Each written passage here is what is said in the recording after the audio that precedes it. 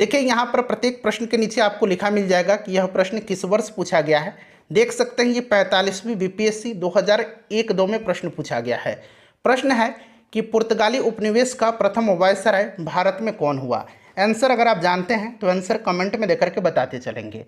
देखिए भारत में प्रथम पुर्तगाली वायसराय के रूप में फ्रांसिस्को द अल्मीडा का आगमन हुआ। वह 1505 में वह 1505 ईस्वी में भारत पहुंचा। राइट आंसर इसका ऑप्शन नंबर सी हो जाएगा, Francisco de Almeida. Next question कर लेंगे। चूंकि प्रश्नों की संख्या ज़्यादा है इसीलिए हम लोग थोड़ा सा जल्दी जल्दी सेशन को कवर करेंगे। फ्रेंड्स सपोर्ट करिएगा ताकि जल्दी से हम लोग सेशन को कवर कर लें। इससे पहले मैंने आपको साइंस वाला पोर्शन कवर करा दिया था, फिजिक्स केमिस्ट्री और बायो को अलग अलग वीडियो में। अगर आपने नहीं देखा है तो देख लीजिएगा, लिंक डिस्क्रिप्शन बॉक्स में मिल जाएगा। चलिए दूसरा प्रश्न है कि बंगाल की खाड़ी में समुद्री डकैती हेतु हुगली का उपयोग कौन करता था। तो पुर्तगालियों के द्वारा हुगली को बंगाल की खाड़ी में समुद्री लूटपाट के लिए अड्डे के रूप में इस्तेमाल किया जाता था। राइट आंसर इसका ऑप्शन सी हो जाएगा, पुर्तगाली। जो भी आंसर बीपीएससी के द्वारा दिया गया है, इस बुक में दिया गया है, वही मैं आपको बताऊंगा। चलिए निम्नलिखित अंग्रेजों में किसे जहांगीर ने खान की उपाधि से सम्मानित किया था। जहांगीर ने खान की उपाधि से किसको सम्मानित किया था। तो देखिए राइट आंसर इसका ऑप्शन नंबर ए हो जाएगा, हॉकिंस को। ठीक है, हॉकिंस ईस्ट इंडिया कंपनी का एक कर्मचारी तथा व्यापारी था और वह बादशाह जहांगीर के नाम इंग्लैंड के राजा जेम्स प्रथम का पत्र लेकर के 1608 में सूरत पहुंचा। 1608 में वह आगरा में मुगल सम्राट जहांगीर से भेंट किया और जहांगीर ने हॉकिंस को 400, याद रखेंगे, जहांगीर ने हॉकिंस को 400 का मनसब तथा फिरंगी खां अथवा इंग्लिश खां की उपाधि प्रदान किया। नेक्स्ट क्वेश्चन हमारा कि भारत में 1612 ईस्वी में अंग्रेजों ने अपनी पहली फैक्ट्री कहाँ स्थापित की थी। तो 1612 में अंग्रेजों ने अपनी पहली फैक्ट्री स्थापित किया था सूरत में। कहाँ पर? सूरत में स्थापित किया था। जहांगीर ने शाही फरमान से अंग्रेजों ने सूरत में अस्थायी रूप से एक फैक्ट्री स्थापित किया और यहाँ से अंग्रेजों ने अपने व्यापार को देश के दूसरे भागों में फैलाया तथा शीघ्र ही अहमदाबाद, बुरहानपुर, अजमेर तथा आगरा में सहयोगी फैक्ट्रियाँ स्थापित किया। नेक्स्ट प्रश्न है कि किस मुगल शासक के समय सर थॉमस रो भारत आया था। सर थॉमस रो भारत आया था किसके समय में। तो friends sir Thomas Roe Britain के राजा जेम्स प्रथम के राजदूत के रूप में 1615 ईस्वी में सूरत पहुंचा और 1616 में वह अजमेर में मुगल शासक जहांगीर के दरबार में उपस्थित हुआ था। जहांगीर राइट आंसर हो जाएगा। देखिए ये प्रश्न 67th बीपीएससी में पूछा गया प्रश्न है। चलिए अगला प्रश्न कि डच ईस्ट इंडिया कंपनी ने किस वर्ष अपनी फैक्ट्री पटना में स्थापित किया था। तो सर्वप्रथम डचों ने पटना कॉलेज की उत्तरी इमारत में 1632 में डच फैक्ट्री की स्थापना किया था। 1632 करेक्ट आंसर हो जाएगा। उसके बाद देखिएगा कि सर्वप्रथम किस मुगल शासक ने ब्रिटिश के विरुद्ध संघर्ष किया था। ब्रिटिश के विरुद्ध संघर्ष किया था सर्वप्रथम किस मुगल शासक ने। तो मुगलों का अंग्रेजों से पहली बार संघर्ष 1686 ईस्वी में औरंगजेब के शासनकाल में हुआ था। औरंगजेब के शासनकाल में हुआ था। मुगल गवर्नर शाइस्ता खान ने जॉब चरनाक सहित अंग्रेजों को हुगली से खदेड़ दिया था। राइट आंसर इसका औरंगजेब हो जाएगा। उसके बाद देखिएगा कि निम्नलिखित में से सर्वप्रथम कर्नाटक युद्ध का कौन सा तात्कालिक कारण था। कर्नाटक युद्ध का तात्कालिक कारण, देखिए फ्रेंड्स अगर हम बात करें तो कर्नाटक का प्रथम युद्ध जो कि 1746 से लेकर के 1748 तक चला था, यह ऑस्ट्रिया के उत्तराधिकार युद्ध का विस्तार था। क्लियर, ऑस्ट्रिया का उत्तराधिकार युद्ध का यह विस्तार था। क्लियर, ध्यान रखेंगे। अंग्रेज कैप्टन बर्नेट के नेतृत्व में अंग्रेजी सेना द्वारा कुछ फ्रांसीसी जहाज़ों पर अधिकार कर लेना इस युद्ध का तात्कालिक कारण था। और एक्स ला सापल की संधि, आपको याद होगा एक्स ला सापल की संधि, ठीक है, इसी के तहत कर्नाटक का प्रथम युद्ध समाप्त हो गया। तो इसे भी ध्यान रखेंगे। करेक्ट आंसर इसका ऑप्शन नंबर डी हो जाएगा, अंग्रेजों द्वारा फ्रांसीसी जहाज़ों का अधिग्रहण। नेक्स्ट क्वेश्चन है कि 1760 का प्रसिद्ध वांडीवास का युद्ध अंग्रेजों द्वारा किसके खिलाफ लड़ा गया था। वांडीवास का युद्ध 1760 में हुआ था। ध्यान रखेंगे फ्रेंड्स, यह अंग्रेज और फ्रांसीसियों के मध्य हुआ था। ठीक है, इसमें फ्रांसीसी पराजित हुए थे। अंग्रेजी सेना का नेतृत्व सर आयरकूट किया था और फ्रांसीसी सेना का नेतृत्व काउंट डी लाली ने किया था। फ्रांसीसी सेना का नेतृत्व काउंट डी लाली ने किया था और अंग्रेजी सेना का नेतृत्व आयरकूट ने किया था। Right answer option number A हो जाएगा। चलिए, वर्ष खाली स्थान दिया गया है में टीपू सुल्तान और ब्रिटिश ईस्ट इंडिया कंपनी के बीच मंगलुरु की संधि पर हस्ताक्षर किए गए थे। बताइए किस वर्ष किया गया था? तो फ्रेंड्स यह 1784 में हुआ था, 1784 में हुआ था। ठीक है, और इस संधि के बाद दूसरा आंग्ल मैसूर युद्ध का अंत हो गया था। देखिए, दूसरा आंग्ल मैसूर युद्ध हुआ था, उस समय ब्रिटिश गवर्नर कौन था? तो फ्रेंड्स यह वारेन हेस्टिंग था। ठीक है, तीसरे में गवर्नर जनरल कॉर्नवालिस था। चौथा जिसमें टीपू सुल्तान शहीद हुआ था उसमें लॉर्ड बेलेजली था। सभी पॉइंट्स को ध्यान रखिएगा। उसके बाद देखिए, निम्नलिखित में किस अंग्रेज अधिकारी ने पुर्तगालियों को स्वाली के स्थान पर हराया था? स्वाली के स्थान पर हराया था तो फ्रेंड्स ये हराया था थॉमस बेस्ट ने। थॉमस बेस्ट राइट आंसर हो जाएगा। कैप्टन थॉमस बेस्ट के द्वारा सूरत के बंदरगाह की विजय ने पुर्तगाली एकाधिकार की निरंतरता को भंग कर दिया तथा सूरत में अस्थायी रूप से अंग्रेजों ने एक फैक्ट्री स्थापित किया था। चलिए, नेक्स्ट क्वेश्चन है हमारा कि उस क्षेत्र की पहचान करें जहां से यूरोप वासियों को सर्वोत्तम सोरा और अफीम प्राप्त होता था। तो ये प्राप्त होता था कहां से? तो फ्रेंड्स यह बिहार से। बिहार इसका करेक्ट आंसर हो जाएगा। चलिए, अगला प्रश्न कर लेंगे कि अंग्रेजी शासन काल में भारत का कौन सा क्षेत्र अफीम उत्पादन हेतु प्रसिद्ध था? तो अफीम उत्पादन हेतु प्रसिद्ध था बिहार। अगला प्रश्न है क्वेश्चन नंबर 14 कि इलाहाबाद की संधि के बाद रॉबर्ट क्लाइव ने मुर्शिदाबाद का उपदीवान किससे बनाया था? अच्छा, अब देखिएगा इलाहाबाद की संधि याद रखेंगे, शाह आलम द्वितीय ने 12 अगस्त, यहाँ मैं लिख देता हूँ 12 अगस्त 1765। ठीक है, 12 अगस्त 1765 को जो है बंगाल, बिहार और उड़ीसा की दीवानी अंग्रेजों को प्रदान किया था। ठीक है, याद रखेंगे कंपनी ने दीवानी कार्य के लिए 2 उपदीवान नियुक्त किया था। मुर्शिदाबाद यानी कि बंगाल के लिए मोहम्मद रजा को, ठीक है, मोहम्मद रजा खान को, और बिहार के लिए सीताब राय को नियुक्त किया था। तो यहाँ पर मुर्शिदाबाद बंगाल के लिए मोहम्मद रजा खान को और सीताब राय को बिहार के लिए। चलिए, नेक्स्ट क्वेश्चन है हमारा कि सम्राट शाह आलम द्वितीय ने ईस्ट इंडिया कंपनी को बंगाल, बिहार तथा उड़ीसा की दीवानी कब प्रदान किया था? तो अभी मैंने आपको बताया 12 अगस्त 1765 को।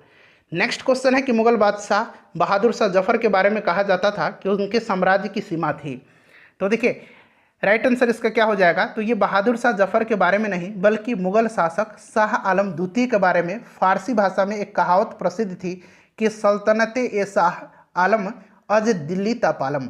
सल्तनत ए शाह आलम अज दिल्ली तपालम, अर्थात शाह आलम के काल में मुगल साम्राज्य सिकुड़ते सिमटते दिल्ली के लाल किले से पालम गांव तक रह गया था। ठीक है, और बीपीएससी ने इसका जो इस प्रश्न का आंसर है उसको निरस्त कर दिया था। तो राइट आंसर इसीलिए इनमें से कोई नहीं होना चाहिए। चलिए, नेक्स्ट क्वेश्चन है कि रंजीत सिंह ने सुप्रसिद्ध कोहिनूर हीरा किससे प्राप्त किया था? देखिए, 1800 ईस्वी में अहमद शाह अब्दाली का पौत्र शाह शुजा काबुल की गद्दी पर बैठा, परंतु उसके भाई शाह महमूद ने शक्तिशाली बरकजई सरदार फतह खान और दोस्त मोहम्मद की सहायता से 1809 ईस्वी में उसको विस्थापित कर दिया तथा स्वयं कश्मीर और पेशावर पर अधिकार कर लिया। इसी अवसर पर शाह शुजा ने काबुल का राज्य प्राप्त करने के लिए रंजीत सिंह से सहायता मांगी और उन्हें कोहिनूर यानी कि कोहिनूर हीरा भेंट किया था। तो शाह शुजा इसका राइट आंसर हो जाएगा। टीपू सुल्तान ने अपनी राजधानी कहाँ बनाया था? टीपू सुल्तान ने राजधानी बनाया था श्रीरंगपट्टनम को। ऑप्शन ए राइट आंसर हो जाएगा। श्रीरंगपट्टनम में अपनी राजधानी बनाया और यहाँ पर जैकोबिन क्लब की स्थापना किया था और उसका सदस्य भी बना था। नेक्स्ट क्वेश्चन कर लेंगे फ्रेंड्स कि अंग्रेजों ने श्रीरंगपट्टनम की संधि किसके साथ किया था? तो श्रीरंगपट्टनम की संधि जो है यह अंग्रेजों ने टीपू सुल्तान के साथ किया था और इसी के तहत तीसरा आंग्ल मैसूर युद्ध समाप्त हुआ था। ठीक है, और तीसरे आंग्ल मैसूर युद्ध के समय गवर्नर जनरल कौन था? तो ये भी ध्यान रखेंगे, कॉर्नवालिस था। ठीक है, तो ये टीपू सुल्तान हो जाएगा। चलिए, ठगों का उन्मूलन किसके नेतृत्व में हुआ था? तो ठगों का उन्मूलन लॉर्ड विलियम बेंटिक के समय में हुआ था। 1830 में 1830 में लॉर्ड विलियम बेंटिक ने कैप्टन सलीमन के नेतृत्व में जो है ठगों का उन्मूलन किया था। ठीक है, ठगों के विरुद्ध कार्रवाई करने के लिए सलीमन को नियुक्त किया और उसने लगभग 1500 ठगों को बंदी बना लिया। अनेक ठगों को फांसी दी गई और शेष को आजीवन निर्वासित कर दिया गया। 1837 ईस्वी के पश्चात संगठित रूप से ठगों का अंत हो गया। तो राइट आंसर इसका कैप्टन सलीमन हो जाएगा। देखिए निम्न में से कौन सा, यहाँ पर देखिए, कौन से सामाजिक सुधार विलियम बेंटिक ने प्रारंभ किए थे। यहाँ से आप चुन करके बताइए और नीचे से आंसर आपको यहाँ से बताना है, ठीक है। 67वीं बीपीएससी री एग्जाम का यह प्रश्न है। चलिए अब यहाँ पे 1829 में सती प्रथा को अपराध घोषित करके उसका उन्मूलन किया था विलियम बेंटिक ने। विलियम बेंटिक के काल में ही भारत सरकार अधिनियम 1833 पारित किया गया था और इसमें दास प्रथा के उन्मूलन का भी प्रावधान किया गया था। उसके बाद बेंटिक ने ठगों के गिरोह का भी अंत किया था, जैसे कि मैंने आपको बताया कि स्लीमैन की सहायता से ठगी प्रथा का अंत किया था। धर्म परिवर्तन के कारण अयोग्यता के प्रावधान को 1850 में हटाया गया था। 1850 में उस समय लॉर्ड विलियम बेंटिक नहीं था। लॉर्ड विलियम बेंटिक 1835 में इंग्लैंड वापस चला गया था। तो देखिए ये तीसरा नहीं होगा, बाकी पहला, दूसरा और चौथा इसका करेक्ट आंसर हो जाएगा। तो पहला, दूसरा और चौथा जो कि ऑप्शन नंबर सी में है, इसका राइट आंसर है। 67th बीपीएससी प्री री एग्जाम में यह प्रश्न 2022 में पूछा गया है, पिछले साल। देखिए किसने सिंध विजित कर उसका अधिकरण किया। किसने सिंध विजित कर उसका अधिकरण किया था। तो 1843 में अफगानिस्तान युद्ध के बाद चार्ल्स नेपियर ने सिंध का विलय ब्रिटिश साम्राज्य में किया था। चार्ल्स नेपियर ने, याद रखेंगे। ये भी 67th प्री का री एग्जाम का प्रश्न है। बंगाल में द्विशासन प्रणाली किसके द्वारा लागू की गई थी। तो फ्रेंड्स यह लागू किया गया था किसके द्वारा। तो 1765 ईस्वी में यह द्वैध शासन की शुरुआत रॉबर्ट क्लाइव के समय में हुआ था और वारन हेस्टिंग के कार्यकाल में 1772 में कोर्ट ऑफ डायरेक्टर्स ने दोहरी शासन प्रणाली को समाप्त करने का निर्णय लिया था। तो ऑप्शन नंबर सी हो जाएगा, रॉबर्ट क्लाइव, ठीक है। और समाप्त किया गया था वारन हेस्टिंग्स के समय में। चलिए द्वैध शासन का जनक किसे माना जाता है। द्वैध शासन का जनक माना जाता है लियोनिल कार्टिस को। Sir Lionel Curtis right answer इसका हो जाएगा। अगला प्रश्न है कि भारत में प्रथम रेलवे लाइन किस ब्रिटिश गवर्नर के समय में बिछाई गई थी। तो ये क्वेश्चन आसान है, मैं एक्सप्लेनेशन उतना नहीं दूंगा आपको, ठीक है। भारत में रेलगाड़ी की दिशा में प्रथम प्रयास आपको पता है कि डलहौजी के द्वारा किया गया था और 1853 में बम्बई से थाने के बीच इसी के समय में रेलवे लाइन बिछाई गई थी। चलिए तो ये डलहौजी हो जाएगा। उसके बाद देखिए मुंगेर का बरहिया ताल विरोध का उद्देश्य क्या था। मुंगेर का बरहिया ताल विरोध का उद्देश्य बकास्त भूमि की वापसी की मांग करना था, ठीक है। बकास्त भूमि की वापसी की मांग। इस आंदोलन में कार्यानंद शर्मा का नेतृत्व महत्वपूर्ण था। कार्यानंद शर्मा के नेतृत्व में यह चलाया गया था। Right answer option number A हो जाएगा, बकास्त भूमि की वापसी। चलिए 1857 में भारत का गवर्नर जनरल कौन था। 1857 में भारत का गवर्नर जनरल लॉर्ड कैनिंग था और यहाँ आखिरी गवर्नर जनरल था और ब्रिटिश साम्राज्य का दिन नियुक्त भारत का यह पहला वायसराय था, ठीक है। कैनिंग राइट आंसर हो जाएगा। उसके बाद देखिएगा कि अंग्रेजी भारतीय सेना में चर्बी वाले कारतूस से चलने वाली एनफील्ड राइफल कब शामिल की गई थी। तो फ्रेंड्स देखिए यह शामिल किया गया था कब। तो यह शामिल किया गया था दिसंबर 1856 में। इस राइफल में दमदम, अंबला और सियालकोट के बने चर्बीयुक्त कारतूस का प्रयोग किया जाता था, जिसमें गाय और सुअर की चर्बी लगी होती थी और इस नई राइफल में कारतूस के ऊपर के भाग को मुंह से काटना पड़ता था। जनवरी 1857 में बंगाल सेना ने यह अफवाह फैल गई बंगाल सेना में कि चर्बी वाले कारतूस में गाय और सुअर की चर्बी है। सैनिक अधिकारियों ने इस अफवाह को जांच किया परंतु इसका खंडन कर दिया कि इसमें ऐसी कोई बात नहीं है, किंतु सैनिकों को विश्वास हो गया था कि चर्बी वाले कारतूसों का प्रयोग उनके धर्म को भ्रष्ट करने के लिए एक निश्चित ही साजिश है, प्रयत्न किया जा रहा है। यही कारतूस 1857 के विद्रोह का तात्कालिक कारण बना था। चलिए अगला प्रश्न है हमारा कि 1857 के विद्रोह का नेतृत्व बिहार में किसने किया था। तो ऑब्वियसली आपको पता है कि ये वीर कुंवर सिंह थे। चलिए रिपीटेड प्रश्न है, बीपीएससी का फेवरेट क्वेश्चन है। बिहार में 1857 के विद्रोह का नेतृत्व किसने किया था। तो फ्रेंड्स ये वीर कुंवर सिंह राइट आंसर हो जाएगा, ठीक है। कुंवर सिंह करेक्ट आंसर हो जाएगा। चलिए अगला प्रश्न कर लेंगे। नेक्स्ट क्वेश्चन है हमारा कि जगदीशपुर के किस व्यक्ति ने 1857 के विप्लव में क्रांतिकारियों का नेतृत्व किया था। कुंवर सिंह थे। देखिए ये प्रश्न फ्रिक्वेंटली कई बार पूछा गया है। चलिए कुंवर सिंह राजा थे, तो ये कहाँ के, जगदीशपुर के थे। चलिए उसके बाद देखिएगा कि 1857 ईस्वी के विद्रोह के एक नेता कुंवर सिंह किस स्थान से संबंधित थे। कुंवर सिंह किस स्थान से संबंधित थे, तो ये जगदीशपुर से, ठीक है। जगदीशपुर करेक्ट आंसर हो जाएगा। अगला प्रश्न कि कुंवर सिंह अंग्रेजों के खिलाफ 1857 के विद्रोह में किस जगह शामिल हुए थे। ये शामिल कहाँ पर हुए थे, शामिल हुए थे फ्रेंड्स आरा में। 22 यहाँ पर ध्यान देंगे, आरा में शामिल हुए थे। देखिए 25 जुलाई 1857 को 25 जुलाई 1857 को दानापुर में सैनिकों के 3 रेजिमेंट ने विद्रोह कर दिया और 26 जुलाई को ये सैनिक आरा पहुंचे और यहाँ कुंवर सिंह ने इनका नेतृत्व स्वीकार कर लिया। ठीक है, राइट आंसर आरा हो जाएगा। नेक्स्ट क्वेश्चन है हमारा, और इसमें से जो है बीपीएससी ने इसका सही उत्तर पटना माना है, जबकि आरा इसका आंसर होना चाहिए था। ठीक है, लेकिन बीपीएससी ने इसका आंसर पटना माना है। मैं आपको बता दे रहा हूँ, लेकिन सही आंसर इसका आरा होना चाहिए। इनमें से किसने 1857 के विद्रोह में सक्रिय भाग लिया था? सक्रिय भाग जो है इनमें से किसने लिया था? तो देखिए, नाना साहब कानपुर से, बेगम हजरत महल लखनऊ से, मौलवी अहमदुल्ला फैजाबाद से, बेगम जीनत महल। बेगम जीनत महल जो थी ये कौन थी? तो ये बहादुर शाह जफर की पत्नी थी। ठीक है, और ये अप्रत्यक्ष रूप से इस विद्रोह में इन्होंने भाग लिया था, लेकिन प्रत्यक्ष नहीं, सक्रिय रूप से नहीं, अप्रत्यक्ष रूप से लिया था। ठीक है, तो ऑप्शन ई राइट आंसर हो जाएगा। एक से अधिक इन्होंने तो सक्रिय रूप से भाग लिया था। चलिए, उसके बाद नेक्स्ट क्वेश्चन है कि पटना के 1857 के स्वतंत्रता संग्राम के नेता कौन थे? तो पटना में देखिए 1857 की क्रांति का नेतृत्व पीर अली खान ने किया था। आपको याद होगा, पीर अली खान ने किया था। पटना का कमिश्नर कौन था? तो विलियम टेलर उस समय था। प्रश्न बनता है, विलियम टेलर था। चलिए, राइट आंसर यहाँ पर देखेंगे तो कुंवर सिंह हो जाएगा। चलिए, नेक्स्ट क्वेश्चन हो जाएगा कि 1857 के विद्रोह का बिहार में 15 जुलाई 1857 से 20 जनवरी 1858 तक केंद्र था। तो ये केंद्र था जगदीशपुर। ठीक है, जगदीशपुर राइट आंसर हो जाएगा। जगदीशपुर के राजा थे, जगदीशपुर के राजा वीर कुंवर सिंह थे। अगला प्रश्न है कि कुंवर सिंह ने 1857 के विद्रोह का नेतृत्व किस प्रांत से किया था? तो ये बिहार से किए हुए थे। 1857 के विद्रोह का नेतृत्व बिहार में किसने किया था? कुंवर सिंह ने किया था। और बिहार में 1857 के विद्रोह का नेतृत्व किसने किया था? कुंवर सिंह ने किया था। देखिए कितना प्रश्न 1857 और वीर कुंवर सिंह से पूछा गया है। निम्नलिखित में से कौन 1857 के विद्रोह में अंग्रेजों का सबसे कट्टर दुश्मन था? तो अंग्रेजों का सबसे कट्टर दुश्मन जो थे ये मौलवी अहमदुल्ला थे। मौलवी अहमदुल्ला ने फैजाबाद से 1857 की क्रांति का नेतृत्व किया था। ठीक है, चलिए 1857 के विद्रोह को किस उर्दू कवि ने देखा था? तो फ्रेंड्स ये देखा था स्वयं अपनी आंखों से मिर्जा गालिब ने। मिर्जा गालिब राइट आंसर हो जाएगा।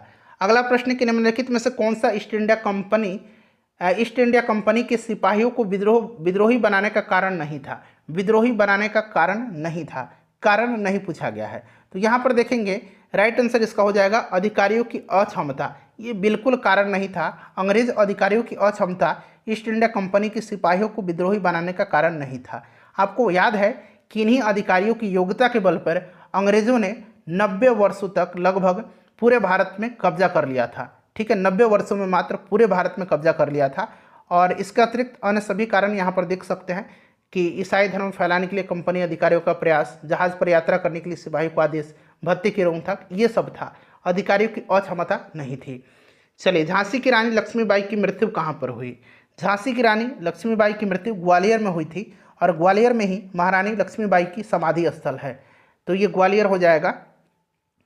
उसके बाद देखिएगा कि निम्नलिखित वर्गों में से किसने 1857 के विद्रोह में भाग नहीं लिया था? 1857 के विद्रोह में भाग नहीं लिया था। चलिए देखिए, गवर्नर जनरल जो कैनिंग था उस समय, ठीक है, आखिरी गवर्नर जनरल था, उसने बाद में टिप्पणी भी एक किया था कि इन शासकों ने तूफान के आगे बांध की तरह काम किया, वरना यह तूफान एक ही लहर में हमें बहा ले जाता। तो कहीं ना कहीं इसमें जो थे रजवाड़े थे, भारतीय रजवाड़ों के अधिकांश शासक तथा बड़े जमींदार पक्के स्वार्थी थे और उन्होंने अंग्रेजों की शक्ति से भयभीत होकर के विद्रोह में शामिल नहीं हुए। इसके विपरीत यहाँ तक कि ग्वालियर के सिंधिया, इंदौर के होलकर, हैदराबाद के निज़ाम, जोधपुर के राजा, भोपाल के नवाब, पटियाला, नाभा और जिंद के सिख शासक तथा पंजाब के दूसरे सिख सरदार, कमिश्नर, कश्मीर के महाराज और दूसरे अनेक सरदारों ने और जमींदारों ने इस विद्रोह को कुचलने में अंग्रेजों की सक्रिय सहायता किया था। राइट आंसर इसका ऑप्शन नंबर डी हो जाएगा। यहाँ पर देखिए 2 और 4 यानी कि साहूकार और जमींदार। ठीक है, साहूकार और जमींदार। और बाद में अंग्रेजों ने यह वादा भी किया था, आश्वासन भी दिया था कि उनकी जागीरें वापस दी जाएगी। ठीक है, चलिए अगला प्रश्न कर लेंगे कि निम्नलिखित में से कौन सा कथन सही है? सभी कथन को एक बार पढ़ेंगे और राइट आंसर हम बताएंगे इसका कि क्या होगा। पहले आप कथन को पढ़ लीजिए।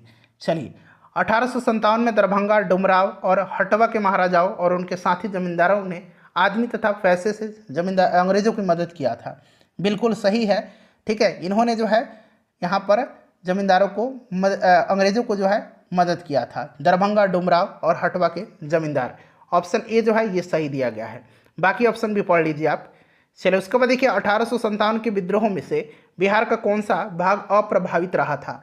अप्रभावित जो रहा था ये कौन सा भाग रहा था? तो फ्रेंड्स यह रहा था केवल मुंगेर।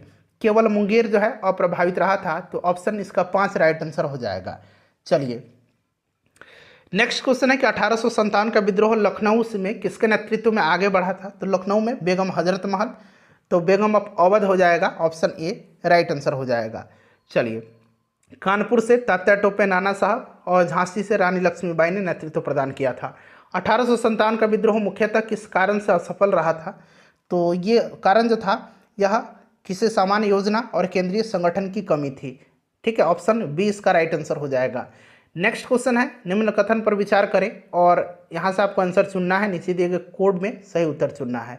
देखिए एक कथन क है और दूसरा कथन का है। 1857 में प्रथम स्वतंत्रता संग्राम ब्रिटिश सरकार से स्वतंत्रता प्राप्त करने में असफल रहा, ये तो बिल्कुल सही दिया गया है। ठीक है, बहादुर शाह जफर के नेतृत्व को जनसहयोग नहीं मिला था और अधिकांश महत्वपूर्ण रियासतों के शासक उनका साथ देने से कतरा गए थे, ये भी सही है। और इसमें असफल इसलिए हो गए थे स्वतंत्रता प्राप्त करने में क्योंकि यहाँ पर जो है लोगों का सहयोग नहीं मिला था। तो ये दोनों जो है क और का दोनों सही है, क और का दोनों सही है, और ये का जो है ना यह क का सही स्पष्टीकरण कर रहा है, तो इसीलिए ऑप्शन ए राइट आंसर इसका हो जाएगा। चलिए अगला प्रश्न कर लेंगे फ्रेंड्स। नेक्स्ट क्वेश्चन है कि महारानी विक्टोरिया ने भारतीय प्रशासन को ब्रिटिश ताज के नियंत्रण में लेने की घोषणा कब किया था? तो ये किया था 1 नवंबर 1858 को। 1 नवंबर 1858 को, ठीक है, ध्यान रखेंगे 1 नवंबर 1858 को राइट आंसर इसका हो जाएगा।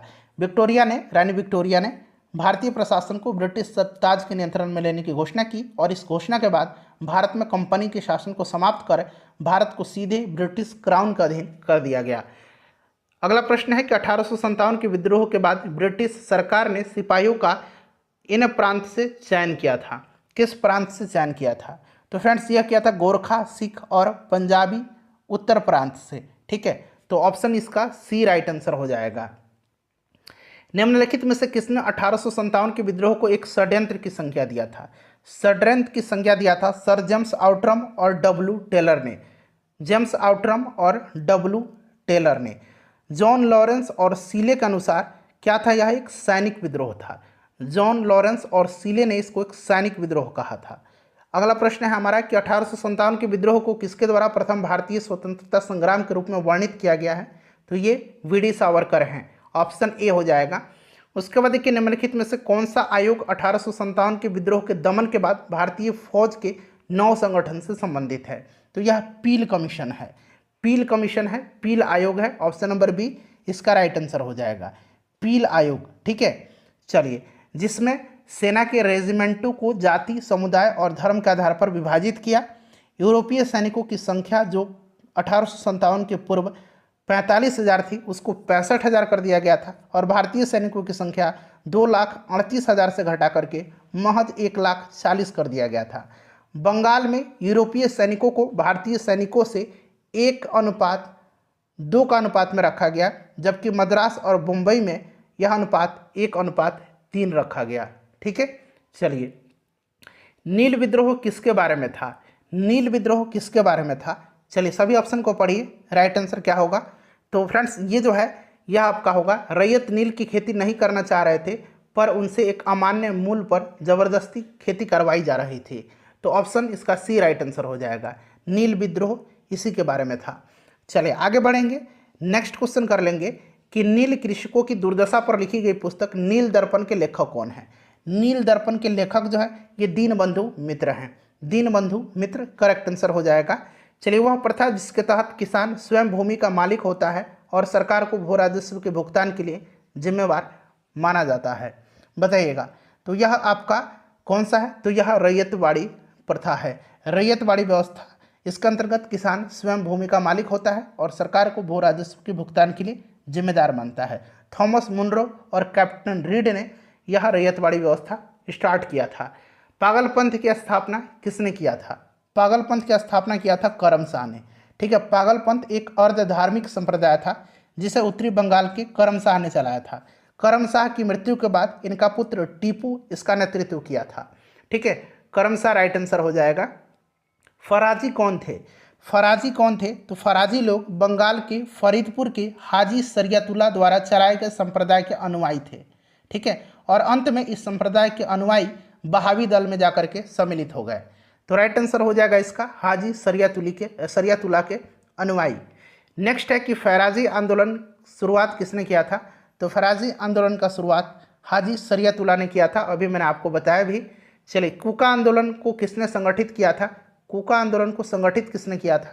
तो इसको संगठित किया था कूका आंदोलन को गुरु राम सिंह ने। गुरु राम सिंह ने किया था। ठीक है, गुरु राम सिंह ने कूका आंदोलन को संगठित किया था तथा जुझारू बनाया था। इनका उद्देश्य सिख धर्म में प्रचलित बुराइयों और अंधविश्वासों को दूर कर इस धर्म को शुद्ध करना था। ठीक है, चलिए, गुरु राम सिंह हो जाएगा। नेक्स्ट क्वेश्चन है कि 1875 के दक्कन के दंगों का तात्कालिक कारण क्या था? दक्कन के दंगों का तात्कालिक कारण जो था ये क्या था? तो फ्रेंड्स, ये महाजनों के द्वारा ऊंची ब्याज दर था। महाजनों के द्वारा ऊंची ब्याज दर था, इसलिए इसका ऑप्शन नंबर यहाँ पर बी राइट आंसर हो जाएगा। महाराष्ट्र में रामोसी कृषक जत्था किसने स्थापित किया था? रामोसी कृषक जत्था जो है स्थापित किसने किया था? तो ये वासुदेव बलवंत फड़के ने मुंबई प्रेसिडेंसी के रामोसी जनजाति के लोगों को संगठित करके प्रशिक्षित लड़ाकू बल में परिवर्तित किया था। बाद में इनको काला पानी की सजा दे दी गई और 1883 में 1883 में आमरण अनशन में इनकी मृत्यु हो गई थी। वासुदेव बलवंत फड़के हो जाएगा राइट आंसर। देखिए, रामोसी विद्रोह सही रूप में किस भौगोलिक इलाके में हुआ था? रामोसी विद्रोह जो हुआ था यह पश्चिमी घाट में हुआ था। पश्चिमी घाट में रामोसी विद्रोह हुआ था। ठीक है, और सरदार चित्तर सिंह के नेतृत्व में यह रामोसी विद्रोह हुआ था पश्चिमी घाट में। उसके बाद देखिए, बघेरा विद्रोह कहाँ पर हुआ था? बघेरा विद्रोह जो है यह बड़ौदा में हुआ था। बड़ौदा में हुआ था बघेरा विद्रोह। ठीक है, बड़ौदा में हुआ था। बड़ौदा के गायकवाड़ों ने अंग्रेजी सेना की सहायता से बघेरों से अधिक कर एकत्र करने का प्रयत्न किया था, जिसके परिणाम स्वरूप बघेरा सरदारों ने विद्रोह कर दिया था। यह विद्रोह 1819-20 में चला था और 20 में यह समाप्त हो गया था, 1820 में। नेक्स्ट क्वेश्चन है कि बिहार का चौरी विद्रोह किस वर्ष हुआ था? अब देखिए, यहाँ पर जो है चौरी विद्रोह ऐसा कोई भी प्रमाण नहीं है इस विद्रोह का जो कि बिहार में हुआ था। ठीक है, कहीं भी चौरी विद्रोह का उल्लेख प्राप्त नहीं होता है। संभवतः बीपीएससी जो है चुआर विद्रोह पूछना चाह रहा था, ऐसा ये घटना चक्र में लिखा गया है। तो चौरी विद्रोह का कोई भी जिक्र नहीं है, लेकिन इसका आंसर बीपीएससी ने जो है माना है कब? तो सी माना है 1798। ठीक है, तो आप भी यही मान करके चलिए, अगर चौरी विद्रोह पूछा जाता है तो 1798। ठीक है, चलिए नेक्स्ट क्वेश्चन कर लेंगे कि मानव बलि प्रथा का निषेध करने के कारण अंग्रेजों के विरुद्ध विद्रोह करने वाली जनजाति का नाम क्या था? तो यह जनजाति जो थी ये खोंड जनजाति थी। खोंड जनजाति, ध्यान रखिएगा। छोटा नागपुर जनजाति विद्रोह कब हुआ था? छोटा नागपुर जनजाति विद्रोह कब हुआ था? देखिए, छोटा नागपुर में अगर हम बात करें जनजाति विद्रोह के नाम से ऐसा कोई भी विद्रोह नहीं हुआ, छोटा नागपुर जनजाति विद्रोह। ठीक है, लेकिन इस क्षेत्र में बहुत सारे विद्रोह हुए हैं।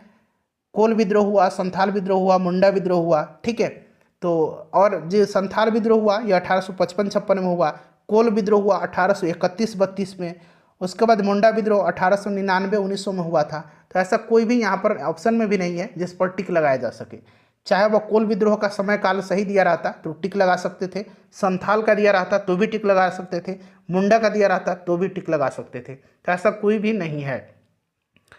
चलिए अगला प्रश्न कर लेंगे। नेक्स्ट क्वेश्चन है कि 1855 में संथालों ने किस अंग्रेज कमांडर को हराया था? तो ये मेजर बारो को हराया था। आपको याद होगा मेजर बारो को हराया था। चलिए, कौन सा? संथालों ने। संथाल विद्रोह जो हुआ था आपको याद होगा कि संथालों ने 1855 में भागलपुर क्षेत्र के भोगनाडीह तालुके में विद्रोह किया था। ठीक है, और इसका नेतृत्व सीधो कान्हो, चांद और भैरव ने किया था। संथाल विद्रोह को दबाने के लिए मेजर बारो के नेतृत्व में एक सेना भेजी गई थी, जिसे संथालों ने पराजित कर दिया था।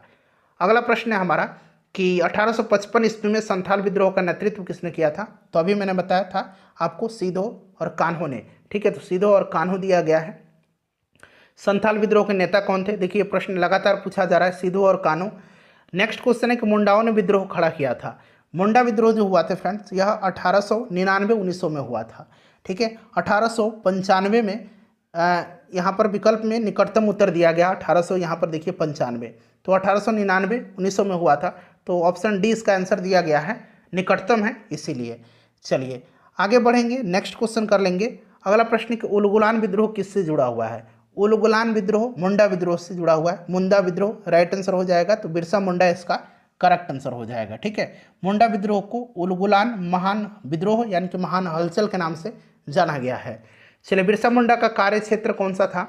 तो ऑब्वियसली कार्य क्षेत्र इनका रांची हो जाएगा। चलिए 1899 1900, देखिए मुंडा विद्रोह आ गया ना, 1899 1900 ईस्वी की मुंडा क्रांति के नेता तो ये बिरसा मुंडा थे। कौन थे? बिरसा मुंडा थे। चलिए उसके बाद देखिए बिरसा मुंडा किसके पक्ष में थे? तो बिरसा मुंडा जो थे ये झारखंड हो जाएगा राइट आंसर। ठीक है, झारखंड इसका राइट आंसर हो जाएगा। चलिए झारखंड हो जाएगा करेक्ट आंसर। अगला प्रश्न करेंगे कि 1831 में बुधो भगत के नेतृत्व में कोल विद्रोह किस क्षेत्र में हुआ था? कोल विद्रोह जो हुआ था यह बुधो भगत के नेतृत्व में हुआ था छोटा नागपुर क्षेत्र के सिंहभूम, पलामू, हजारीबाग तथा मानभूम क्षेत्र में। ठीक है, तो यहाँ पर देखिए सिंहभूम दिया गया है। चलिए नेक्स्ट क्वेश्चन करेंगे कि हौज विद्रोह हुआ था। हौज विद्रोह जो हुआ था यह 1820-21 के दौरान हुआ था। इसका केंद्र जो रहा वो संथाल परगना था। ठीक है, 1820-21। किस स्थान पर आदिवासियों ने अंग्रेजों के खिलाफ विद्रोह किया था? तो फ्रेंड्स ये कहाँ पर किया था? तो आदिवासियों ने किया था बिहार में भी, उस समय बिहार में झारखंड था। तो आपको याद होगा कि हो जनजाति ने 1820-21 में और पुनः 1831 में ब्रिटिश सेनाओं को चुनौती दिया था। और साथ ही साथ यहाँ पर आप देखेंगे तो सिंध के जनजातियों ने भी अंग्रेजों के विरुद्ध विद्रोह किया था। तो सिंध के भी थे और बिहार के भी थे, तो एक से अधिक राइट आंसर दिया गया है। इनमें से किसने अंग्रेजी ईस्ट इंडिया कंपनी के कंट्रोल के खिलाफ बगावत नहीं किया था? बगावत नहीं किया था ये थे हैदराबाद के निज़ाम। बाकी यहाँ पर विजयनगरम के राजा ने किया था, तमिलनाडु के पोलीगर ने किया था और त्रावणकोर के दीवान वेलुथम्पी ने भी किया था। हैदराबाद के निज़ामों ने नहीं किया था। नेक्स्ट क्वेश्चन है कि बंकिम चंद्र चटर्जी के आनंद मठ में किस विद्रोह का उल्लेख है? तो इसमें सन्यासी विद्रोह का उल्लेख है।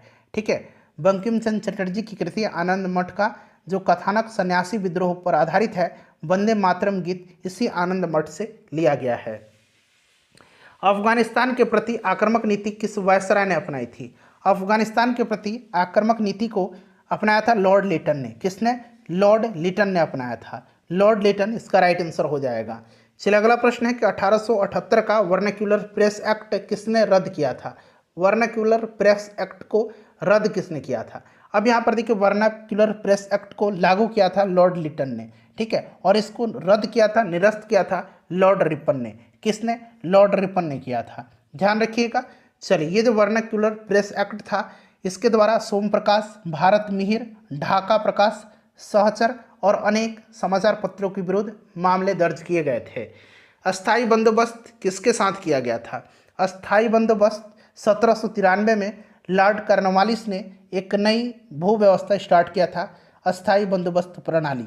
ठीक है, इस व्यवस्था के अंतर्गत जमींदारों के एक नए वर्ग को भूस्वामी घोषित कर दिया गया, जिसे भूमि के लगान का 10/11 भाग कंपनी को देना था और मात्र एक भाग जो है 1/11 भाग अपने पास रखना होता था। चलिए राइट आंसर इसका क्या हो जाएगा? ऑप्शन ए हो जाएगा जमींदारों के साथ। बिहार में परमानेंट सेटलमेंट यानी कि अस्थायी बंदोबस्त लागू करने का कारण क्या था? इसका कारण भू राजस्व निर्णय करना था। तो ऑप्शन सी इसका राइट आंसर हो जाएगा, भू राजस्व निर्णय करना। चलिए उसके बाद देखिए रैयतवाड़ी व्यवस्था सर्वप्रथम कहाँ लागू की गई थी? रैयतवाड़ी व्यवस्था सर्वप्रथम मद्रास प्रेसिडेंसी में अलेक्जेंडर रीड के द्वारा 1782 में जो है तमिलनाडु के बारामहल क्षेत्र में लागू की गई थी। उसके बाद यह व्यवस्था बम्बई प्रेसिडेंसी में भी लागू किया गया था थॉमस मुनरो और कैप्टन रीड, मैंने बताया था ना रैयतवाड़ी व्यवस्था से ये संबंधित हैं। चलिए आगे बढ़ेंगे, नेक्स्ट क्वेश्चन कर लेंगे। तो राइट आंसर यहाँ मद्रास हो जाएगा इसका। उसके बाद देखिएगा कि रिक्त स्थानों की पूर्ति करें। यहाँ पर दिया गया है कि कब बंगाल और बिहार में भूमि पर किराएदारों के अधिकारों को बंगाल किराएदारी अधिनियम द्वारा जो है दिया गया। तो ये कब दिया गया था? 1885 में। 1885 में। ठीक है, चलिए 1885 इसका राइट आंसर हो जाएगा। नेक्स्ट क्वेश्चन है हमारा कि सत्यार्थ प्रकाश किसकी रचना है? सत्यार्थ प्रकाश जो है यह दयानंद सरस्वती जी की रचना है। दयानंद सरस्वती जी का मूल नाम, इनका मूल शंकर था। ठीक है, मूल शंकर इनका मूल नाम था और 1875 में इन्होंने जो है आर्य समाज की स्थापना किया था। वेदों की ओर लौटो का नारा इन्होंने ही दिया था, ध्यान रखेंगे। चलिए अगला प्रश्न हमारा है कि अमृत बाजार पत्रिका की स्थापना किसने किया था? इसका स्थापना शिशिर कुमार घोष ने किया था। किसने किया था? इसका स्थापना मोतीलाल घोष और शिशिर कुमार घोष ने कलकत्ता में किया था। तो मोतीलाल घोष का भी नाम याद रखना है आपको और शिशिर कुमार घोष का भी नाम याद रखना है। बीपीएससी है, दोनों नाम ऑप्शन में दे देगा, ठीक है। चलिए, भारत में ठगी अतिक्रमण करने का श्रेय किससे प्राप्त है? तो अभी मैंने आपको बताया था कि कर्नल सिलीमन के नेतृत्व में लॉर्ड विलियम बेंटिक ने 1830 में ठगी प्रथा का अंत किया था। तो यहाँ पर देखिए सिलीमन दिया गया है। महात्मा गांधी पर चंपारण सत्याग्रह के लिए कब अभियोग चलाया गया था? महात्मा गांधी में पर अभियोग 1917 में चलाया गया था, ठीक है, 1917 में। और रविन्द्रनाथ टैगोर ने चंपारण सत्याग्रह के दौरान ही महात्मा गांधी जी को महात्मा की उपाधि दिया था, 1917 हो जाएगा। चलिए नेक्स्ट क्वेश्चन करेंगे फ्रेंड्स कि किस वर्ष में बी.डी. सावरकर हिंदू महासंघ के अध्यक्ष निर्वाचित हुए थे? हिंदू महासंघ के अध्यक्ष। तो देखिए बी.डी. सावरकर 1937 से लेकर के 1937 से लेकर के 1943 तक हिंदू महासभा के अध्यक्ष थे, ठीक है। और बी.डी. सावरकर ने अभिनव भारत नामक संस्था की स्थापना किया था। बी.डी. सावरकर यूनाइटेड किंगडम गए और इंडिया हाउस और फ्री इंडिया सोसाइटी जैसे संगठन से भी ये जुड़े थे। तो यहाँ पर मैंने बताया 1937 से 1943 तक अध्यक्ष रहे थे। तो 1937 तो कहीं नहीं दिया गया है, तो मेरे ख्याल से ऑप्शन ई इसका राइट आंसर होना चाहिए, ठीक है। उसके बाद देखिएगा कि मुस्लिम लीग और भारतीय राष्ट्रीय कांग्रेस द्वारा लखनऊ संधि पर हस्ताक्षर कब किया गया? तो आपको याद है कि 1916 में जो है 1960 में जो लखनऊ अधिवेशन हुआ था, जिसकी अध्यक्षता अंबिका चरण मजूमदार ने किया था। इसमें जो है नरम दल और गरम दल में एकता हो गई थी और मुस्लिम लीग से एक समझौता भी हुआ था। तो 1916 इसका राइट आंसर हो जाएगा। सर स्टैफोर्ड क्रिप्स दिल्ली कब पहुंचा था? तो क्रिप्स आयोग आपको याद है ना, क्रिप्स मिशन जो है यह 23 मार्च 1942 को क्रिप्स मिशन भारत पहुंचा था और इसी की अध्यक्षता स्टैफोर्ड क्रिप्स कर रहा था। तो राइट आंसर हो जाएगा इसका 23 मार्च 1942। चलिए उसके बाद नेक्स्ट क्वेश्चन है कि इंग्लैंड में लॉर्ड्स के सदन में भारतीय स्वतंत्रता विधेयक कब पारित हुआ था? देखिए लॉर्ड्स के सदन में और एक हाउस ऑफ कॉमन्स में, दोनों याद रखेंगे। चलिए देखिए माउंटबेटन योजना के आधार पर ही 4 जुलाई 1947 को ब्रिटिश संसद में भारतीय स्वतंत्रता विधेयक पेश किया गया, ठीक है। और 15 जुलाई 1947 को 15 जुलाई यहाँ पर देखिए 15 जुलाई 1947 को हाउस ऑफ कॉमन्स के द्वारा और 16 जुलाई 1947 को हाउस ऑफ लॉर्ड्स के द्वारा विधेयक पारित हुआ था। हाउस ऑफ कॉमन्स पूछेगा तो याद रखना 15 जुलाई 1947 होगा और हाउस ऑफ लॉर्ड्स पूछा गया है तो 16 जुलाई 1947 होगा, ठीक है। उसके पश्चात विधेयक को राजकीय स्वीकृति 18 जुलाई 1947 को मिल गई। 18 जुलाई 1947 को राजकीय स्वीकृति मिल गई। सबको ध्यान रखना है, ऑप्शन सी इसका राइट आंसर हो जाएगा, ठीक है। ऐतिहासिक मूल्यों के लिए प्रसिद्ध भारत माता को किसने पेंट किया था? तो ये पेंटिंग अवनींद्रनाथ टैगोर की है, ठीक है, आपको भी याद होगा। चलिए उसके बाद देखिएगा कि इनमें से किसे भारत में ब्रिटिश साम्राज्य का संस्थापक माना जाता है?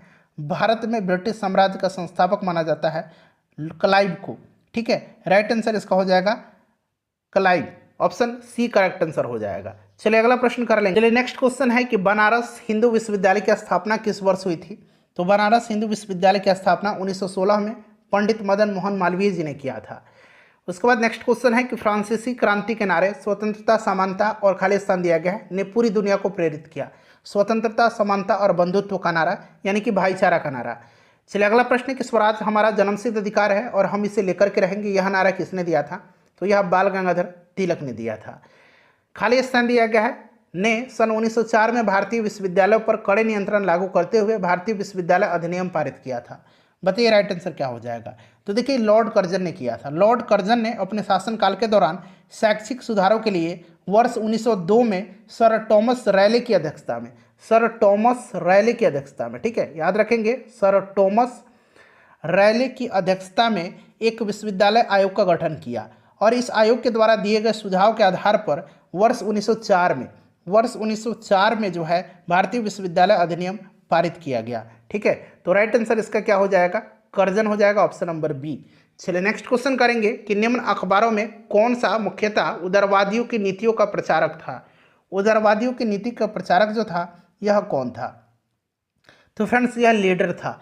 लीडर समाचार पत्र के संपादक मदन मोहन मालवीय थे और मदन मोहन मालवीय उदारवादी दल के नेता थे और इसके माध्यम से उदारवादी अपनी नीतियों का प्रचार करते थे। चलिए, भारत में आधुनिक शिक्षा प्रणाली की नींव किसके द्वारा रखी गई थी? आधुनिक शिक्षा प्रणाली की नींव जो है यह रखी गई थी 1835 के मैकाले मिंट्स के द्वारा। मैकाले स्मरण पत्र, ठीक है, ध्यान रखेंगे। मैकाले का मानना था कि यूरोप के एक अच्छे पुस्तकालय की एक अलमारी का एक कक्ष भारत और अरब के समस्त साहित्य से अधिक मूल्यवान है। यह स्टेटमेंट पूछा भी जाता है, ठीक है, आगे आपको मिलेगा भी। चलिए, और आपको याद होगा कि उस समय तत्कालीन गवर्नर जनरल विलियम बेंटिक के द्वारा मैकाले के प्रस्ताव को स्वीकार करते हुए भारत में अंग्रेजी को उच्च शिक्षा का माध्यम बनाए जाने की मंजूरी भी दी गई थी। तो ये ऑप्शन नंबर बी हो जाएगा। अगला प्रश्न है कि 19वीं शताब्दी के धर्म एवं समाज सुधार आंदोलनों ने जनसंख्या के किस वर्ग को मुख्यतः आकर्षित किया था? तो ये आकर्षित किसको किया था? तो आकर्षित किया था इसने बुद्धिजीवी, उच्च जो नगरीय जाति थी उनको, और उदार रजवाड़ों को, ठीक है। तो 1, 2 और 4 इसका राइट आंसर हो जाएगा, यानी कि ऑप्शन नंबर यहाँ पर देखेंगे तो डी में दिया गया है 1, 2 और 4। चलिए, नेक्स्ट क्वेश्चन है कि भारतीय पुनर्जागरण आंदोलन के पिता कौन थे?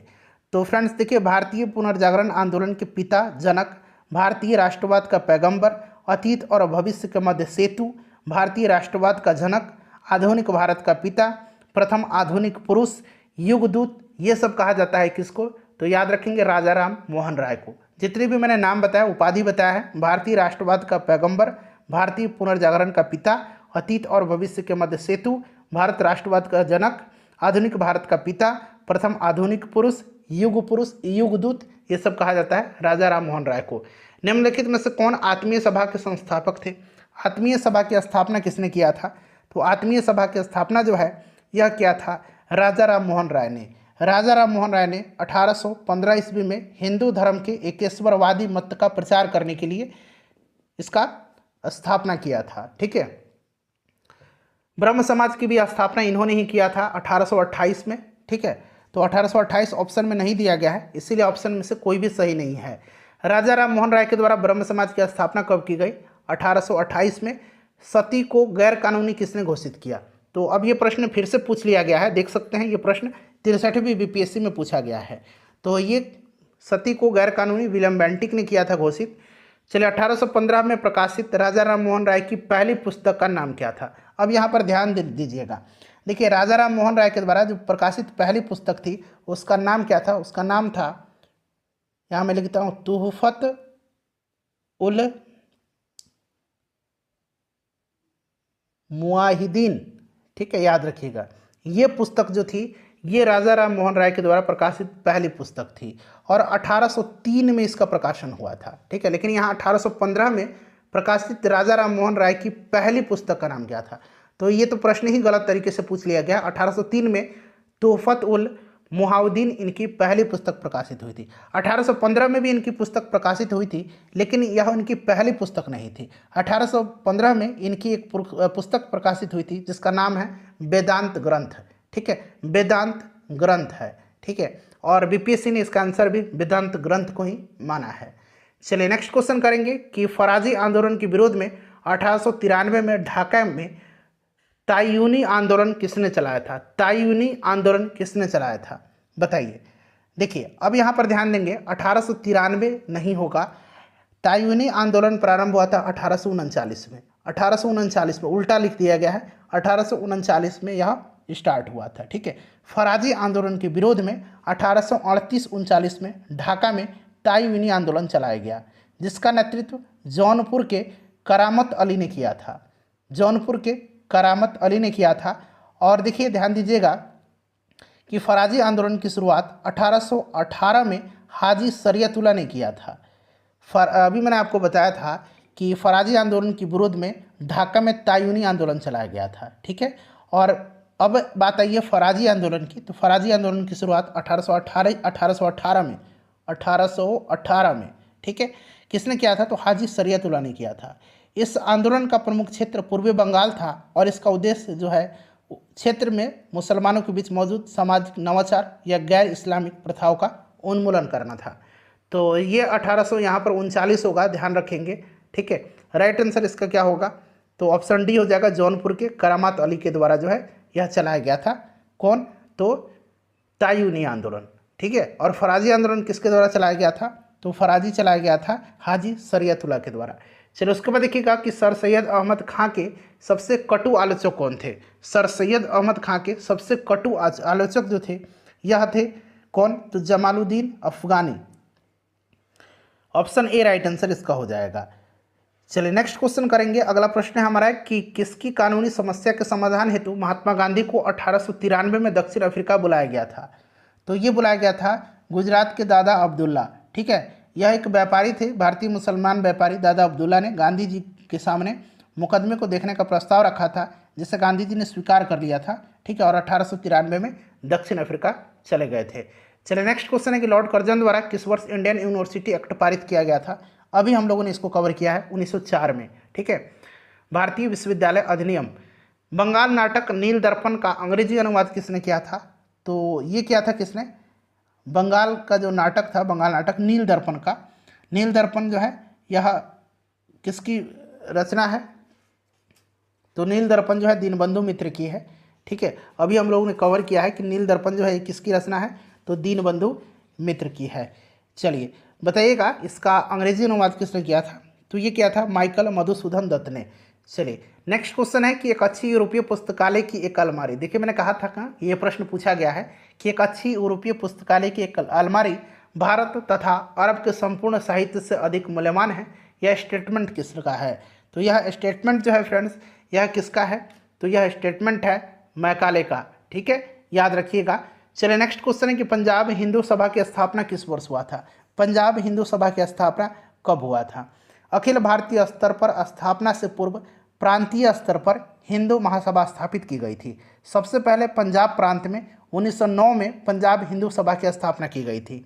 उसके बाद बंगाल संयुक्त प्रांत में हिंदू महासभा की भी स्थापना हुई और राष्ट्रीय स्तर पर हिंदू महासभा की स्थापना 1915 में हरिद्वार में कुंभ मेले के दौरान किया गया था, राष्ट्रीय स्तर पर। लेकिन प्रांतीय स्तर पर ये पहले से स्थापित थी, 1909 में पंजाब में हुआ था।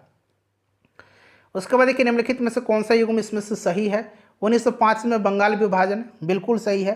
कांग्रेस में फूट ये 1907 में हुआ था, सूरत अधिवेशन आपको याद होगा। रौलक एक्ट 1919 सही है। तो पहला और तीसरा जो है इसका सही दिया गया है। चलिए आगे बढ़ेंगे, नेक्स्ट क्वेश्चन कर लेंगे कि यूरोपीय इतिहास के औपनिवेशिक काल के संदर्भ में आपको यहाँ पर मिलान करना है। चलिए व्यक्ति है और एक तरफ विषय है। मैकडोनाल्ड, तो ये कम्युनल अवार्ड, ठीक है, कम्युनल सांप्रदायिक पंचायत की घोषणा किया था। निम्नलिखितों के समय अगस्त प्रस्ताव, डलहौजी के समय डॉक्ट्रिन ऑफ लैप्स और चैम्सफोर्ड के समय द्वैध प्रशासन 1919 आपको याद होगा। चलिए लॉर्ड चैम्सफोर्ड, तो आपका राइट आंसर क्या हो जाएगा इसमें से, राइट आंसर आपका हो जाएगा इसमें से 2, 3, 1, 4, 2, 3, 1, 4 जो कि ऑप्शन सी में दिया गया है। नेक्स्ट हमारा कि किस प्रदेश के ग्रामीण क्षेत्रों में एक्का आंदोलन चलाया गया था। एक्का आंदोलन चलाया गया था कहाँ पर, तो ये अवध में चलाया गया था। एक्का आंदोलन के प्रमुख नेता मदारी पासी थे, मदारी पासी थे। 1921-22 में अवध के किसानों ने एक्का नाम से एक आंदोलन चलाया था 1921-22 में, और इस आंदोलन के प्रमुख नेता मदारी पासी थे, मदारी पासी थे, ठीक है, ध्यान रखिएगा। राइट आंसर इसका अवध हो जाएगा। उसके बाद देखिएगा कि खान अब्दुल गफ्फार खान के द्वारा स्थापित खुदाई खिदमतगार को किस नाम से भी जाना जाता था, तो लाल कुर्ती के नाम से जाना जाता था, रेड शर्ट्स करेक्ट आंसर हो जाएगा। सीमांत गांधी भी कहा जाता है खान अब्दुल गफ्फार खान को, फ्रंटियर गांधी। जमींदारों द्वारा कृषक से मांगे गए बेगार या अवैध उपकर को किस नाम से भी जाना जाता था, तो इसको किस नाम से जाना जाता था, वेथी के नाम से इसको जाना जाता था, ठीक है, वेथी के नाम से जाना जाता था। चलिए पुनः याद रखें, अब यह झंडा लहरा गया है, यह कभी भी झुकना नहीं चाहिए जब तक कि एक भी भारतीय पुरुष, महिला या बालक भारत में जीवित रहे। यह किसने कहा था, तो फ्रेंड्स ये कहा था किसने, तो लाहौर में जवाहरलाल नेहरू जी ने कहा था। 1929 के लाहौर अधिवेशन की अध्यक्षता जवाहरलाल नेहरू जी ने किया था और इसी अधिवेशन में पूर्ण स्वराज प्रस्तावित किया गया था। जवाहरलाल नेहरू राइट आंसर हो जाएगा लाहौर में।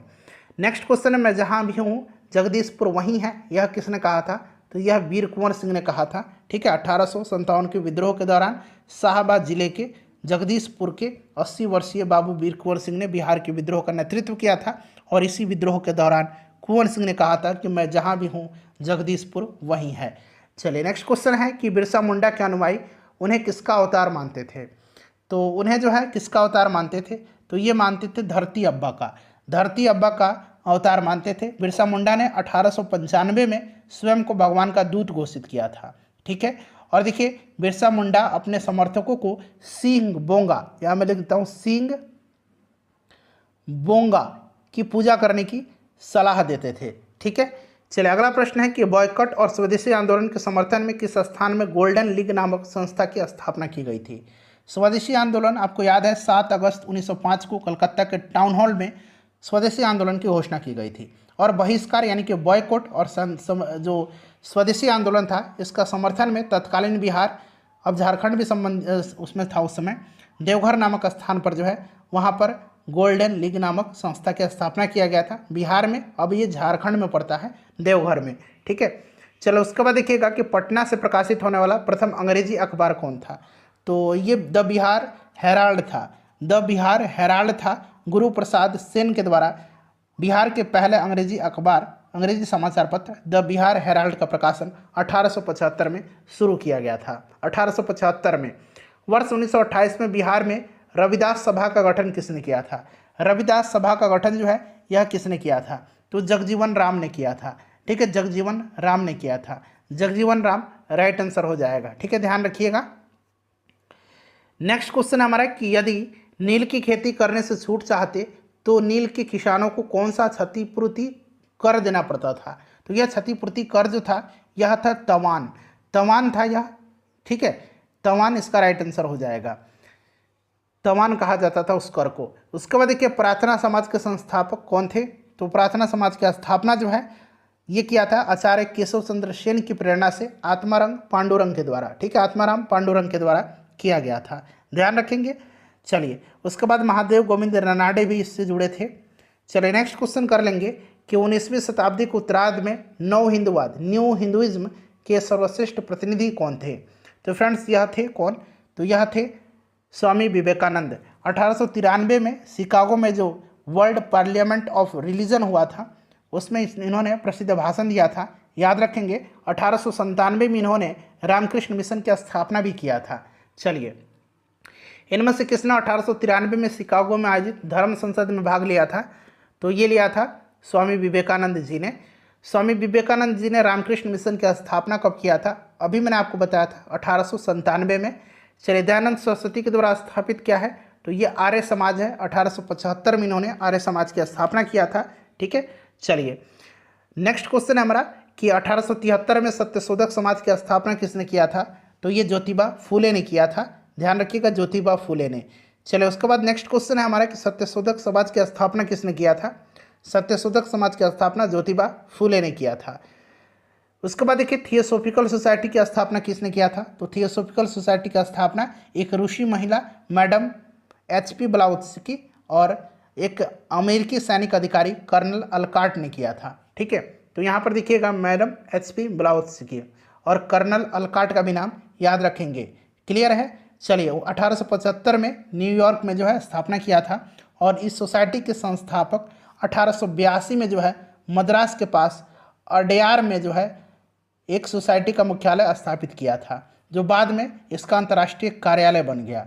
चलिए भारतीय राष्ट्रीय कांग्रेस की प्रथम महिला अध्यक्ष कौन थी। भारतीय राष्ट्रीय कांग्रेस की प्रथम महिला पूछा गया, प्रथम भारतीय पूछता तब सरोजनी नायडू होता, लेकिन प्रथम भारतीय महिला एनी बेसेंट थी। 1917 के कलकत्ता अधिवेशन की अध्यक्षता इन्होंने किया था, और पहली भारतीय महिला अध्यक्ष आपको आगे मिल जाएगा। भारतीय राष्ट्रीय कांग्रेस की प्रथम महिला अध्यक्ष ये भी आपका क्या हो जाएगा, एनी बेसेंट ही हो जाएगा। प्रथम भारतीय महिला अध्यक्ष सरोजनी नायडू थी, जिन्होंने 1925 के कानपुर अधिवेशन की अध्यक्षता किया था। भारत में नारी आंदोलन इनकी प्रेरणा से आरंभ हुआ था। तो भारत में नारी आंदोलन की बात करें तो आधुनिक भारत में महिला आंदोलन की प्रेरणा का स्रोत रमाबाई थी। रमाबाई याद रखेंगे, रमाबाई जो थी यह महादेव गोविंद रनाडे की धर्मपत्नी थी, और इन्होंने सेवा सदन नामक संगठन की स्थापना किया था। तो ऑप्शन में आप देखेंगे रमाबाई नहीं दिया गया है, तो ज्योतिबा फूले भी हो जाएगा इसका आंसर। ठीक है, चलिए ज्योतिबा फूले भी इसका आंसर है, क्योंकि ज्योतिबा फूले ने लड़कियों के लिए एक बालिका विद्यालय की स्थापना भी किया था, ध्यान रखिएगा। और देखिए बीपीएससी ने इसको उत्तर नहीं माना था, इस प्रश्न को स्टार लगा करके छोड़ दिया था। तो आप भी ऐसे ही याद रखेंगे, रामाबाई ही नाम ध्यान रखेंगे आप। चलिए उसके बाद देखिए प्रार्थना समाज, यंग इंडिया, लोक हितवादी, सत्यशोधक समाज, रहनुमाबाई, मजमदार, ये सभा जो थी इसमें संस्थापक जो है उनका नाम बताना है आपको। तो देखिए प्रार्थना समाज की स्थापना जो है ये किसने किया था, तो आत्माराम पांडुरंग। उसके बाद यंग इंडिया महात्मा गांधी, लोक हितवादी गोपाल हरि देशमुख को कहा जाता है, ठीक है। उसके बाद सत्यशोधक समाज की स्थापना ज्योतिबा फुले ने किया था। और यहाँ पर देखिए रहनुमाबाई, मजमदासन, ये आपका नरजी फुरदोंजी। तो ये ऑप्शन बी सही है। चलिए आगे बढ़ेंगे कि नाई धोबी बंद सामाजिक बायकाट का एक स्वरूप था जो 1919 पे, बताइए राइट आंसर क्या हो जाएगा। तो देखिए यह जो है 1919 में यह किसानों द्वारा प्रतापगढ़ जिले में चलाया गया था, किसानों के द्वारा प्रतापगढ़ जिले में चलाया गया था। अगला प्रश्न करेंगे कि पंजाब भूमि हस्तांतरण अधिनियम कब पारित किया गया। तो फ्रेंड्स यह पारित किया गया था सन 1900 में। 1900 में पंजाब भूमि हस्तांतरण अधिनियम पारित किया गया था, ठीक है। ऑप्शन सी राइट आंसर हो जाएगा। अवध में एक्का आंदोलन का उद्देश्य क्या था, अभी मैंने आपको एक्का आंदोलन के बारे में बताया भी था, ठीक है। एक्का आंदोलन राइट आंसर इसका क्या हो जाएगा, तो लगान का नगद में परिवर्तन, लगान का नगद में परिवर्तन। चलिए नेक्स्ट क्वेश्चन कर लेंगे फ्रेंड्स कि स्वामी सहजानंद का संबंध था। तो स्वामी सहजानंद सरस्वती जो थे ये बिहार के किसान आंदोलन के साथ जुड़े हुए थे, ठीक है। बिहार में किसान आंदोलन के प्रमुख नेता थे, याद रखिएगा। चलिए नेक्स्ट क्वेश्चन कर लेंगे हम लोग कि स्वामी सहजानंद, काफ़ी प्रश्न मिलेगा स्वामी सहजानंद के बारे में और भी विस्तार में हम आगे जानेंगे। चलिए स्वामी सहजानंद निम्न में से किससे संबंधित थे, तो ये बिहार में किसान आंदोलन से। चलिए उसके बाद देखिएगा कि इनमें से कौन बिहार में किसान आंदोलन के साथ जुड़े थे। तो राइट आंसर क्या हो जाएगा, राजेंद्र प्रसाद भी जुड़े हुए थे, ठीक है। राजेंद्र प्रसाद जुड़े हुए थे, ध्यान रखिएगा। चलिए नेक्स्ट क्वेश्चन है कि सुरक्षा प्रकोष्ठ की नीति संबंधित है।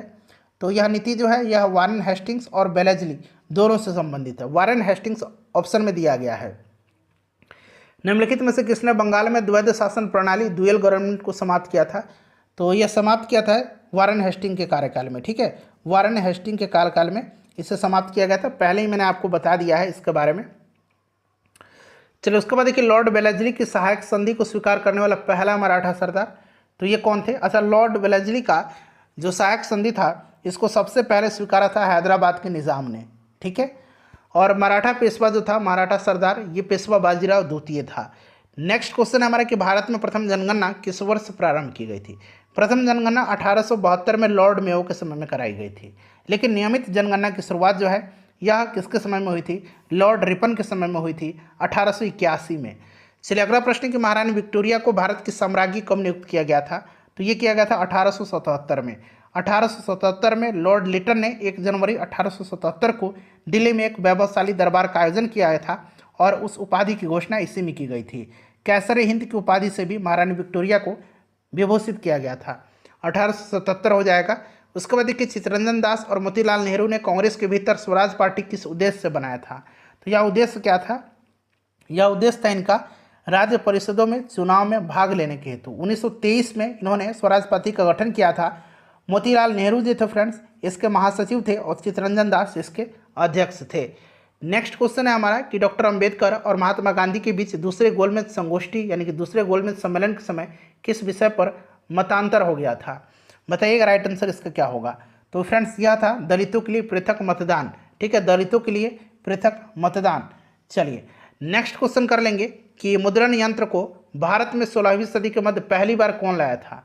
पहली बार कौन लाया था, तो ये पुर्तगाली मशीनरी, ठीक है, पुर्तगाली मशीनरी। ऑप्शन नंबर इसका सी राइट आंसर हो जाएगा।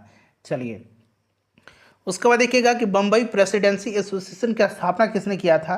तो 1885 में बम्बई प्रेसिडेंसी एसोसिएशन की स्थापना फिरोज शाह मेहता, केटी तेलंग और बदरुद्दीन तैयब जी ने किया था। फिरोज शाह मेहता, केटी तेलंग और बदरुद्दीन तैयब जी ने किया था। एक से अधिक इसका राइट आंसर हो जाएगा, ध्यान रखिएगा, इंपॉर्टेंट क्वेश्चन है। उसके बाद देखिए भारत संघ यानी कि इंडियन एसोसिएशन के संस्थापक कौन थे। इंडियन एसोसिएशन की स्थापना 1876 में सुरेंद्रनाथ बनर्जी और आनंद मोहन बोस ने किया था। सुरेंद्रनाथ बनर्जी और आनंद मोहन बोस का भी नाम ध्यान रखिएगा। चलिए उसके बाद देखिए 1876 में इंडियन एसोसिएशन की स्थापना किसने किया था। तो यहाँ पर देखिए आनंद मोहन बोस मैंने बताया था आपको, और अब यहाँ पर देखिए सुरेंद्रनाथ बनर्जी का नाम दिया गया है, ठीक है, तो ऑप्शन ए राइट आंसर हो जाएगा। कब किया गया था? तो 1876 में। राष्ट्रीय कांग्रेस से पूर्व सबसे प्रमुख संस्था कौन सी थी? तो राष्ट्रीय कांग्रेस से पूर्व संस्था जो थी यह इंडियन एसोसिएशन ऑफ कलकत्ता था। चलिए, जिसकी स्थापना सुरेंद्र नाथ बनर्जी और आनंद मोहन बोस ने किया था।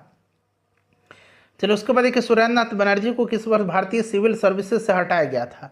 तो फ्रेंड्स, इनको हटाया कब गया था? तो 1874 में। 1874 में इनकी प्रथम जो अपॉइंटमेंट हुई थी, नियुक्ति हुई थी, पोस्टिंग हुई थी, ये बांग्लादेश में असिस्टेंट मजिस्ट्रेट के पद पर, बांग्लादेश में सिलहट में असिस्टेंट मजिस्ट्रेट के पद पर हुई थी। और यहीं पर एक छोटी सी मामूली भूल की वजह से 1874 में इनको पद से हटा दिया गया था। उसके बाद देखिए राजनीतिक सुधारों को लेकर के विरोध करने वाले पहले भारतीय कौन थे? तो ये भारतीय जो थे ये कौन थे? राजनीतिक सुधारों को लेकर के विरोध करने वाले, तो ये राजा राम मोहन राय थे। ठीक है, चलिए ऑप्शन नंबर यहाँ पर देखेंगे तो सी राइट आंसर हो जाएगा। चलिए अगला प्रश्न कर लेंगे। नेक्स्ट क्वेश्चन है कि मद्रास महाजन सभा की स्थापना कब हुई थी? मद्रास महाजन सभा की स्थापना की गई थी, ये कब किया गया था? तो 1884 में किया गया था बी राघवाचारी, जी सुब्रमण्यम तथा पी आनंद चार्लू के द्वारा। ठीक है, नाम याद रखेंगे, बी राघवाचारी, जी सुब्रमण्यम, पी आनंद चार्लू, और कभी कभी आपको एस रामास्वामी मुदलियार का भी नाम मिलेगा। तो ये चार नाम याद रखेंगे, राघवाचारी, जी सुब्रमण्यम, पी आनंद चार्लू और रामास्वामी मुदलियार। ठीक है, ऑप्शन नंबर कोई भी सही नहीं है। 1884 में याद रखेंगे मद्रास महाजन सभा की स्थापना। भारतीय राष्ट्रीय कांग्रेस के प्रथम अधिवेशन में कितने प्रतिनिधियों ने भाग लिया था? पहला अधिवेशन बंबई में हुआ था 1885 में, WC बनर्जी की अध्यक्षता में 72 प्रतिनिधियों ने हिस्सा लिया था। भारतीय राष्ट्रीय कांग्रेस का दूसरा अधिवेशन कहाँ हुआ था? तो कलकत्ता में हुआ था, अध्यक्षता दादा भाई नौरोजी ने किया था। इसको भी ध्यान रखना है। भारतीय राष्ट्रीय कांग्रेस का स्थापना 1885 में किया गया था, ए.ओ. ह्यूम इसके संस्थापक थे। ठीक है, और उस समय लॉर्ड डफरिन वायसराय था। भारतीय राष्ट्रीय कांग्रेस की स्थापना किया था तो ए.ओ. ह्यूम ने किया था। नेक्स्ट क्वेश्चन कर लेंगे कि भारतीय राष्ट्रीय कांग्रेस के संस्थापक कौन थे? तो राइट आंसर इसका ए.ओ. ह्यूम हो जाएगा। देखिए प्रश्न रिपीटेड है कई बार। भारतीय राष्ट्रीय कांग्रेस के संस्थापक कौन थे? तो ए.ओ. ह्यूम थे। कौन थे? ए.ओ. ह्यूम थे, ध्यान रखिएगा। और ए.ओ. ह्यूम करेक्ट आंसर इसका हो जाएगा। चलिए, और ए.ओ. ह्यूम क्या थे? तो फ्रेंड्स एक असैनिक सेवक थे ये। ठीक है, चलिए राइट आंसर इसका क्या हो जाएगा? तो ऑप्शन नंबर ए हो जाएगा इसका। चलिए नेक्स्ट क्वेश्चन कर लेंगे फ्रेंड्स। अगला प्रश्न है हमारा कि भारतीय राष्ट्रीय कांग्रेस का प्रथम अधिवेशन कहाँ पर हुआ था? तो मुंबई में। ठीक है, 72 प्रतिनिधियों ने हिस्सा लिया था। अभी हम लोगों ने इसके बारे में चर्चा किया था। WC बनर्जी इसके अध्यक्ष थे। चलिए नेक्स्ट क्वेश्चन कर लेंगे फ्रेंड्स। अगला प्रश्न है हमारा कि भारतीय राष्ट्रीय कांग्रेस के दूसरे अधिवेशन की अध्यक्षता किसने किया था? मैंने बताया था ना, दूसरे अधिवेशन की अध्यक्षता, दूसरा अधिवेशन कलकत्ता में हुआ था 1886 में, और दादा भाई नौरोजी ने इसकी अध्यक्षता किया था। चलिए उसके बाद देखिए महात्मा गांधी ने भारतीय राष्ट्रीय कांग्रेस के किस अधिवेशन की अध्यक्षता किया था? तो एकमात्र अधिवेशन था 1924 का बेलगांव अधिवेशन, इसी की अध्यक्षता इन्होंने किया था। चलिए उसके बाद नेक्स्ट क्वेश्चन है हमारा कि इंडियन नेशनल कांग्रेस की प्रथम भारतीय महिला अध्यक्ष, आ गया ना भारतीय महिला अध्यक्ष, तो ये सरोजनी नायडू थी। भारतीय न लगता, सिर्फ प्रथम महिला अध्यक्ष पूछता तो एनी बेसेंट हो जाता। क्लियर है, प्रथम भारतीय महिला अध्यक्ष सरोजनी नायडू थी। इन्होंने 1925 के कानपुर अधिवेशन की अध्यक्षता किया था। नेक्स्ट है कि भारतीय राष्ट्रीय कांग्रेस का 27वां अधिवेशन किस स्थान पर हुआ था? तो ये कहाँ पर हुआ था फ्रेंड्स? ये बांकीपुर पटना में हुआ था। R.N. माधोलकर ने इसकी अध्यक्षता किया था। ठीक है, और इसी अधिवेशन में ए.ओ. ह्यूम को कांग्रेस का पिता कहा गया। इसी अधिवेशन में ए.ओ. ह्यूम को कांग्रेस का पिता कहा गया। मद्रास में रैयतवाड़ी पद्धति को किसने प्रारंभ किया था? तो फ्रेंड्स यह थॉमस मुनरो ने स्टार्ट किया था। थॉमस मुनरो राइट आंसर हो जाएगा। इसके बारे में हम लोग अभी कवर कर लिए हैं। किसने कहा था कि 1857 की घटना का प्रारंभ धर्म के संघर्ष के रूप में हुआ था और उस घटना का अंत स्वतंत्रता संग्राम के रूप में हुआ? यह किसने कहा था? तो फ्रेंड्स यह कहा है डॉक्टर S.N. सेन ने। ठीक है, चलिए option number A right answer हो जाएगा। किस वर्ष एक भारतीय महिला भारतीय राष्ट्रीय कांग्रेस के अध्यक्ष बनी थी? तो राइट आंसर इसका क्या हो जाएगा? राइट आंसर 1925 का कानपुर अधिवेशन है। 1925 नहीं है, कोई भी नहीं होगा। ठीक है, सरोजनी नायडू थी। चलिए यहाँ पर देखिए सभी कथन को पढ़िएगा और यहाँ से राइट आंसर आपको चुन करके बताना है। कथन को ज़रा ध्यान से पढ़ लीजिए, सारे कथन को पढ़ लीजिए और बताइएगा राइट आंसर इसका क्या हो जाएगा। यहाँ पर देखिएगा कि लाइक अली निज़ाम के एग्जीक्यूटिव काउंसिल के प्रेसिडेंट थे। सही है, मीर लाइक अली हैदराबाद के निज़ाम की एग्जीक्यूटिव काउंसिल के प्रेसिडेंट थे। ठीक है, तो ये तो स्टेटमेंट बिल्कुल सही दिया गया है, क्लियर है। उसके बाद अगला स्टेटमेंट पढ़िएगा। अगला स्टेटमेंट है कि ये सही दिया गया है, ठीक है। उसके बाद सही कौन कौन से है मैं आपको बता देता हूँ। उसके बाद पहला का बाद चौथा सही है, ठीक है। चौथा सही दिया गया है। शाह नवाज भुट्टो जूनागढ़ स्टेट के आखिरी दीवान थे, बिल्कुल ये भी सही दिया गया है। उसके बाद देखिए चौथा के बाद पांचवा स्टेटमेंट सही है कि के.एम. मुंशी को भारत सरकार ने हैदराबाद में अपने एजेंट के रूप में नियुक्त किया था।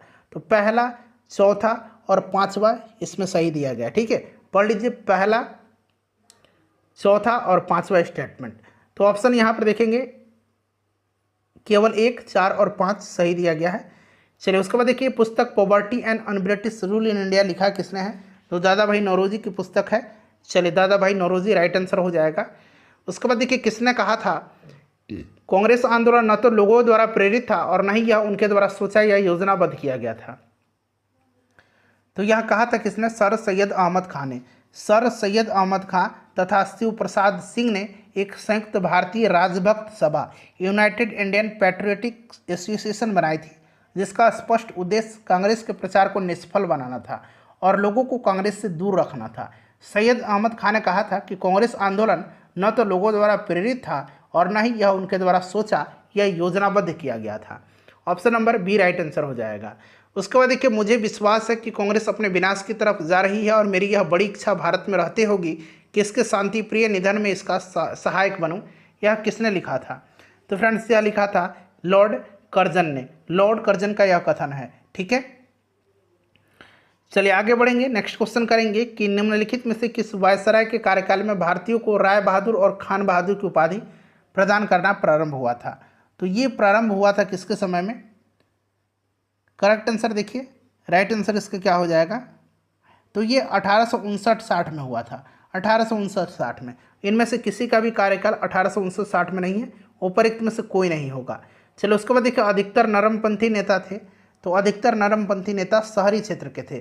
शहरी क्षेत्र के थे नरमपंथी नेता, ठीक है, शहरी क्षेत्र के थे।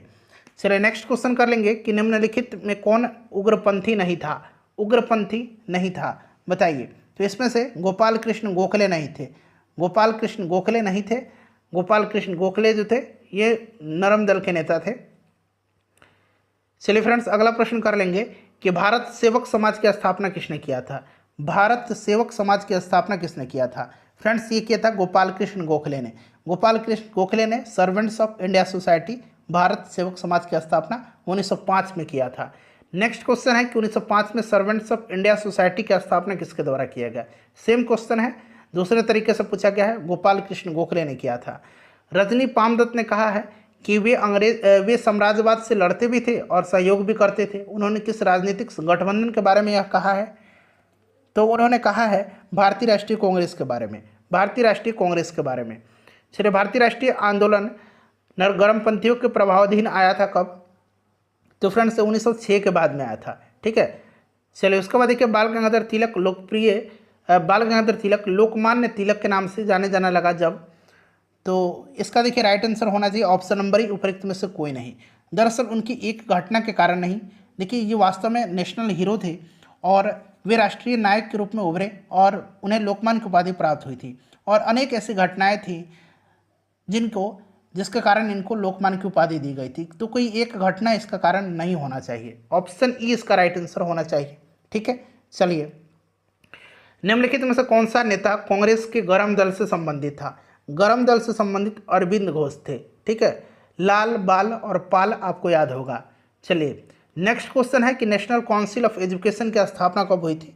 तो फ्रेंड्स इसकी स्थापना 15 अगस्त 1906 को राष्ट्रीय शिक्षा परिषद नेशनल काउंसिल ऑफ एजुकेशन की स्थापना 15 अगस्त 1906 को हुई थी। नेक्स्ट क्वेश्चन कर लेंगे कि राष्ट्रीय आंदोलन में निम्न में से किसको नरम दलीय के तौर पर नहीं जाना जाता था? नरम दलीय के तौर पर बाल गंगाधर तिलक को। लाल, बाल, पाल मैंने आपको बताया ना, लाला लाजपत राय, बाल गंगाधर तिलक, ठीक है। नेक्स्ट क्वेश्चन है कांग्रेस के नरम दल के नेताओं की आंदोलन की पद्धति क्या थी? तो नरम दल के नेताओं की जो पद्धति थी, यह पद्धति था आपका राजवामबंद आंदोलन, ठीक है। तो ऑप्शन बी इसका राइट आंसर हो जाएगा, यानी कि कॉन्स्टिट्यूशनल एजिटेशन, ठीक है, अंग्रेजी में इसको कहेंगे। चलिए उसके बाद देखिएगा नेक्स्ट क्वेश्चन है हमारा कि शेरे पंजाब के नाम से किसको जाना जाता था? तो ये शेर पंजाब लाला लाजपत राय। अभिनव भारत से कौन संबंधित थे? अभिनव भारत की स्थापना किसने किया था? अभिनव भारत की स्थापना जो है यह किया था 1904 में। किसने? तो वी.डी. सावरकर जी ने। वी.डी. सावरकर राइट आंसर हो जाएगा। मुजफ्फरपुर में किंग्सफोर्ड की हत्या का प्रयास कब किया गया? तो 1908 में किया गया था। खुदीराम बोस और प्रफुल्ल चाकी ने किया था। लेकिन जो है आपको पता है कि इसमें प्रफुल्ल चाकी ने आत्महत्या कर लिया और खुदीराम बोस को फांसी की सजा दी गई थी। चलिए अगला प्रश्न कर लेंगे। 1908 इसका राइट आंसर हो जाएगा। चलिए नेक्स्ट क्वेश्चन है 198 नंबर। कि निम्न में से कौन सा एक राष्ट्रवादी समाचार पत्र नहीं था? इसमें से राष्ट्रवादी समाचार पत्र कौन सा नहीं था? तो फ्रेंड्स यह द टाइम्स ऑफ इंडिया था। टाइम्स ऑफ इंडिया एक राष्ट्रवादी समाचार पत्र नहीं था। बाकी इसमें समाचार पत्र जो थे ये राष्ट्रवादी थे। क्रांतिकारी गतिविधियों के साथ कौन सी पत्रिका जुड़ी हुई नहीं थी? जुड़ी हुई नहीं पूछा गया है। यह पत्रिका जो थी यह पत्रिका यंग इंडिया थी। यंग इंडिया यह क्रांतिकारी गतिविधियों के साथ जुड़ी नहीं थी। यंग इंडिया का संपादन किसने किया था? तो महात्मा गांधी जी ने किया था। और गांधी जी आपको पता है कि अहिंसक आंदोलन के समर्थक थे ये। ठीक है, चलिए उसके बाद देखिएगा कि नीचे दिए गए विकल्प में राष्ट्रवादी समाचार पत्र द हिंदू, केसरी, बंगाली, हिंदुस्तानी सुधारक के संपादकों के नाम का सही संयोजन ज्ञात करें। तो राइट आंसर इसका ऑप्शन नंबर यहाँ पर देखेंगे तो डी दे दिया गया है। डी दिया गया है, यानी कि डी दिया गया है। चलिए हिंदू जी सुब्रमण्यम अय्यर, ठीक है, द हिंदू का। उसके बाद बंगाली का बाल गंगाधर तिलक, केसरी का बाल गंगाधर तिलक, बंगाली का सुरेंद्र नाथ बनर्जी, हिंदुस्तानी का ये क्रम सही दिया गया है। ठीक है, इसको एक बार आप लोग मिला लीजिएगा, वीडियो लंबी हो जाएगी। द हिंदू पैट्रियट का संस्थापक कौन था? हिंदू पैट्रियट का संस्थापक जो थे ये हरीश चंद्र मुखर्जी थे। ठीक है, हरीश चंद्र मुखर्जी थे। हिंदू पैट्रियट का प्रारंभ 1853 में गिरीश चंद्र घोष के संपादकत्व में जो है शुरू हुआ था और 1855 में हरीश चंद्र मुखर्जी इसके संपादक बने थे। चलिए इंडियन एसोसिएशन का नेतृत्व किसने किया था? तो इंडियन एसोसिएशन का नेतृत्व मैंने आपको बताया सुरेंद्र नाथ बनर्जी और आनंद मोहन बोस ने। 1876 में इसकी स्थापना हुई थी। आनंद मोहन बोस और सुरेंद्र नाथ बनर्जी, एक से अधिक राइट आंसर हो जाएगा। साम्राज्य के अंतर्गत स्वशासन नामक उद्देश्य को मुस्लिम लीग ने कब स्वीकार किया था? तो इसको स्वीकार किया था कब? ब्रिटिश साम्राज्य के अंतर्गत स्वशासन यानी कि सेल्फ गवर्नमेंट के उद्देश्य को मुस्लिम लीग ने 1913 में अपनाया था। उसके बाद देखिए कि होम चार्जेज या ब्रिटेन में भारतीय सरकार के खर्चे में समाहित था। तो ये समाहित था कौन? तो यहाँ पर देखेंगे ब्रिटिश भारतीय अधिकारियों की पेंशन, भारत में खरीदे गए सैन्य और अन्य भंडार, रेलवे की गारंटेड ब्याज, उपरिक्त सभी थे इसमें शामिल। नेक्स्ट क्वेश्चन है कि 1897 के भारतीय राष्ट्रीय कांग्रेस के अमरावती अधिवेशन को किसने 3 दिवसीय तमाशा कहा था? तो ये कहा था किसने? तो अश्विनी कुमार दत्त ने कहा था। अश्विनी कुमार दत्त ने कहा था। ध्यान रखेंगे, इंपॉर्टेंट प्रश्न है, आपके लिए नया भी हो सकता है। चलो उसके बाद देखिएगा कि यहाँ पर देखिए जिमरमैन योजना का संबंध किस व्यक्ति से था? तो जिमरमैन योजना का संबंध जो था यह किससे था? तो ये लाला हरदयाल, भूपेंद्र दत्त और वीरेंद्र नाथ चट्टोपाध्याय तीनों से था। राइट आंसर उपरोक्त सभी इसका सही आंसर हो जाएगा। ठीक है, चलिए उसके बाद नेक्स्ट क्वेश्चन हमारा कि किसान नेता मोतीलाल तेजावत संबंधित हैं। मोतीलाल तेजावत जो है ये मेवाड़ के भील आदिवासी आंदोलन से संबंधित है। मेवाड़ के भील आदिवासी आंदोलन से। ठीक है, चलिए ऑप्शन नंबर यहाँ पर देखेंगे तो बी करेक्ट आंसर हो जाएगा। उसके बाद देखिएगा कि साइमन कमीशन को किसकी अध्यक्षता में नियुक्त किया गया था? तो साइमन कमीशन को किसकी अध्यक्षता में नियुक्त किया गया था? तो सर जॉन साइमन की अध्यक्षता में। अगला प्रश्न हमारा कि 1920 के मध्य हिंदुस्तानी सेवा दल की शुरुआत किसने किया था? तो फ्रेंड्स इसकी शुरुआत किया था किसने? तो एन.एस. हॉर्डिकर ने किया था।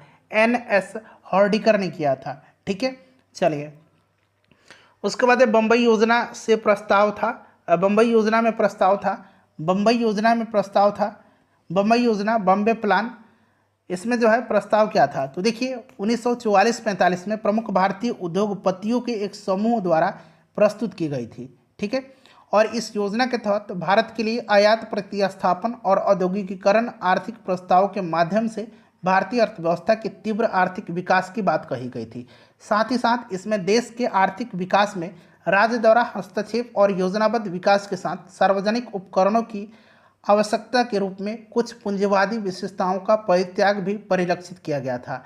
इस आधार पर अगर हम देखें तो ई राइट आंसर हो जाएगा उपरोक्त में से एक से अधिक। ठीक है, उसके बाद देखिए जमशेदपुर लेबर एसोसिएशन की स्थापना 1920 में किसने किया था? तो फ्रेंड्स ये किया था एस.एन. हल्दर ने। एस.एन. हल्दर याद रखिएगा, 1920 में एस.एन. हल्दर ने किया था जमशेदपुर लेबर एसोसिएशन की स्थापना। नेक्स्ट है कि किसान क्या करे, किसने लिखा है? किसान क्या करे यह लिखा है स्वामी सहजानंद सरस्वती ने। किसान क्या करे यह पुस्तक स्वामी सहजानंद सरस्वती जी ने लिखा है। नेक्स्ट क्वेश्चन है हमारा कि भारतीय राष्ट्रीय कांग्रेस के 27वें अधिवेशन की अध्यक्षता किसने किया था? तो फ्रेंड्स ये बांकीपुर पटना में हुआ था, 1912 में आर.एन. माधवलकर ने किया था। चलिए मदरलैंड किसने प्रकाशित किया था? मदरलैंड का प्रकाशन मौलाना मजहरुल हक ने किया था, पटना में सदाकत आश्रम से। ठीक है, चलिए उसके बाद देखिए पटना युवक संघ की स्थापना कब हुई थी? पटना युवक संघ की स्थापना 1927 में हुआ था, 1927 में राइट आंसर हो जाएगा। नेक्स्ट है कि स्वराज मेरा जन्मसिद्ध अधिकार है, मैं इसे पा करके रहूँगा, किसने कहा था? चलिए इसका आंसर आप कमेंट करके मुझे बता दीजिए, कई बार हमने कवर कर लिया है इस वीडियो में इसको। चलिए वहीं आ गया प्रश्न, स्वराज मेरा जन्मसिद्ध अधिकार है, मैं इसे लेकर के रहूँगा, बाल गंगाधर तिलक का है। भारतीय क्रांति की जननी किसे कहा जाता है? तो फ्रेंड्स भारतीय क्रांति की जननी कहा जाता है मैडम भीखाजी रुस्तम कामा को। मैडम भीखाजी रुस्तम कामा को ध्यान रखिएगा फ्रेंड्स, इन्होंने 1907 में जर्मनी के स्टुटगार्ट में आयोजित अंतर्राष्ट्रीय सोशलिस्ट सम्मेलन इंटरनेशनल सोशलिस्ट कॉन्फ्रेंस में उन्होंने भारतीय स्वाधीनता का झंडा सर्वप्रथम फहराया था। ठीक है, तो ये मैडम भीखाजी रुस्तम कामा हो जाएगा। इनको मदर ऑफ इंडियन रेवोल्यूशनरी कहा जाता है। मैडम भीखाजी कामा ने भारत की तिरंगी स्वतंत्रता ध्वज को कहाँ फहराया था? तो 1907 में स्टुटगार्ट जर्मनी में। चलिए उसके बाद देखिए मैडम कामा ने 1907 में सर्वप्रथम तिरंगा ध्वज कहाँ फहराया था? तो स्टुटगार्ट में। इंडिया में लंदन में इंडिया हाउस के संस्थापक कौन थे? तो 1905 में लंदन में श्यामजी कृष्ण वर्मा ने इंडियन होम रूल सोसाइटी का स्थापना किया था। इन्होंने इंडिया हाउस की भी स्थापना किया था, तो श्यामजी कृष्ण वर्मा हो जाएगा। बंगाल विभाजन के विषय में किसने कहा था कि विभाजन हमारे ऊपर बम की तरह गिरा है? यह कहा था किसने? यह कहा था सुरेंद्रनाथ बनर्जी ने। ठीक है, सुरेंद्रनाथ बनर्जी ने कहा था। ये 67वीं बीपीएससी री एग्जाम का प्रश्न है, देख लीजिए। बंग भंग के दौरान कौन सा आंदोलन शुरू हुआ था? तो यह स्वदेशी आंदोलन हुआ था। 7 अगस्त 1905 को कलकत्ता के टाउन हॉल में स्वदेशी आंदोलन की घोषणा की गई थी। 7 अगस्त 1905, ये डेट आपको याद रखना है। चलिए लॉर्ड कर्जन द्वारा 1905 में किया गया बंगाल विभाजन किस वर्ष रद्द हुआ था? तो बंगाल विभाजन को यह किया गया रद्द 12 दिसंबर 1911 को, जो दिल्ली दरबार आयोजित किया गया था लॉर्ड हार्डिंग द्वितीय के समय में, उसमें बंगाल विभाजन को रद्द किया गया और राजधानी कलकत्ता से दिल्ली स्थानांतरित करने की घोषणा की गई थी 1911 में। ठीक है, और राजधानी दिल्ली 1912 में बनाई गई फाइनली। कांग्रेस ने स्वराज प्रस्ताव वर्ष 1905 में पारित किया। प्रस्ताव का उद्देश्य क्या था? प्रस्ताव का उद्देश्य क्या था? तो देखिए ये स्वराज प्रस्ताव जो है यह 1906 के कलकत्ता अधिवेशन में पारित हुआ था, 1905 में नहीं हुआ था। 1905 में बनारस अधिवेशन में इसकी चर्चा हुई थी और 1906 में ये पारित हुआ था। ठीक है, इस प्रस्ताव के साथ स्वदेशी बहिष्कार और राष्ट्रीय संबंधी जो शिक्षा संबंधी प्रस्ताव थे सब इसमें पारित किए गए थे। चलिए नेक्स्ट क्वेश्चन है कि 20वीं सदी के प्रारंभिक वर्षों में कांग्रेस में विभाजन की प्रक्रिया शुरू हुई थी। तो विभाजन की प्रक्रिया जो शुरू हुई थी यह उपरोक्त सभी हो जाएगा। कांग्रेस आंदोलन की रणनीति पर, उनके आंदोलन के उद्देश्य पर और कांग्रेस आंदोलन में लोगों की भागीदारी पर, उपरोक्त सभी हो जाएगा। चलिए और 1907 में फाइनली विभाजन हो गया इनका। मुसलमान यदि खुश हैं और संतुष्ट हैं तो भारत में ब्रिटिश शक्ति का महत्तम बचाव होगा। यह किसने लिखा था? यह लिखा था डब्ल्यू हंटर ने।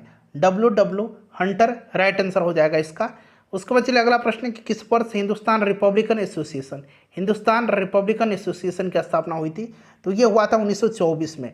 हिंदुस्तान सोशलिस्ट रिपब्लिकन एसोसिएशन की स्थापना अगर पूछेगा तो 1928 में। बंगाल विभाजन की घोषणा कब की गई थी? बंगाल विभाजन की घोषणा किया गया था 19 जुलाई 1905 को। प्रभावी कब हुआ था? तो 16 अक्टूबर 1905 से बंगाल विभाजन प्रभावी हुआ था। ठीक है, चलिए अगला प्रश्न कर लेंगे हम लोग कि कर्जन वायली की हत्या के आरोप में किसे मृत्युदंड दिया गया था? कर्जन वायली की हत्या के आरोप में मृत्युदंड दिया गया था मदनलाल ढींगरा को। ठीक है, चलो उसके बाद देखिएगा कि मॉन्टेग्यू चेम्सफोर्ड की रिपोर्ट, तो यह भारत सरकार अधिनियम 1919 का आधार बनी थी। ऑप्शन नंबर बी हो जाएगा राइट आंसर। उसके बाद देखिए new lamps for old lake श्रृंखला 1893-94 में सर्वहारा वर्ग के साथ संपर्क से बाहर होने के लिए कांग्रेस की आलोचना की गई थी। इन लेखों के लेखक कौन था? तो फ्रेंड्स राइट आंसर इसका क्या होगा? राइट आंसर इसका हो जाएगा अरविंद घोष। ठीक है, अरविंद घोष ने अपनी जो लेख श्रृंखला है न्यू लैम्प्स फॉर ओल्ड में कांग्रेस की आलोचना किया है। अरविंद घोष राइट आंसर हो जाएगा। भारत का प्रथम गवर्नर जनरल, अब यहाँ पर ध्यान से पढ़ेंगे, भारत का पूछा गया है, भारत का प्रथम गवर्नर जनरल कौन था बताइए। तो देखिए वारेन हेस्टिंग को 1774 में बंगाल का प्रथम गवर्नर जनरल नियुक्त किया गया, बंगाल का प्रथम गवर्नर जनरल। और भारत का प्रथम governor general Lord William Bentinck था। लॉर्ड विलियम बेंटिक ऑप्शन में नहीं है, इसलिए ऑप्शन ई इसका राइट आंसर हो जाएगा। ठीक है, चलिए भारत का प्रथम गवर्नर जनरल कौन था? लॉर्ड विलियम बेंटिक था। 1857 की क्रांति सर्वप्रथम कहाँ से प्रारंभ हुई थी? तो फ्रेंड्स यहाँ मेरठ से प्रारंभ हुई थी 10 मई 1857 को, 10 मई 1857 को। चलिए उसके बाद देखिएगा कि तेभागा आंदोलन 1946 में बंगाल में आरंभ हुआ था। तेभागा आंदोलन बताइएगा, तो यह किसान सभा के नेतृत्व में, किसान सभा के नेतृत्व में, किसान सभा के नेतृत्व में। चलिए अगला प्रश्न है हमारा कि 1902 में लॉर्ड कर्जन ने 2 भारतीय सदस्यों को सम्मिलित करते हुए विश्वविद्यालय आयोग गठित किया था। वे सदस्य कौन कौन से थे? वे सदस्य कौन कौन से थे? विश्वविद्यालय अधिनियम पारित हुआ था 1904 में। ठीक है, 1902 में सर टॉमस रैली की अध्यक्षता में इसने एक आयोग का, विश्वविद्यालय आयोग का गठन किया था। और इस आयोग में 2 भारतीय सदस्य थे, सैयद हुसैन बिलग्रामी और न्यायमूर्ति गुरुदास बनर्जी। ठीक है, सैयद हुसैन बिलग्रामी और न्यायमूर्ति गुरुदास बनर्जी, ऑप्शन डी दिया गया है।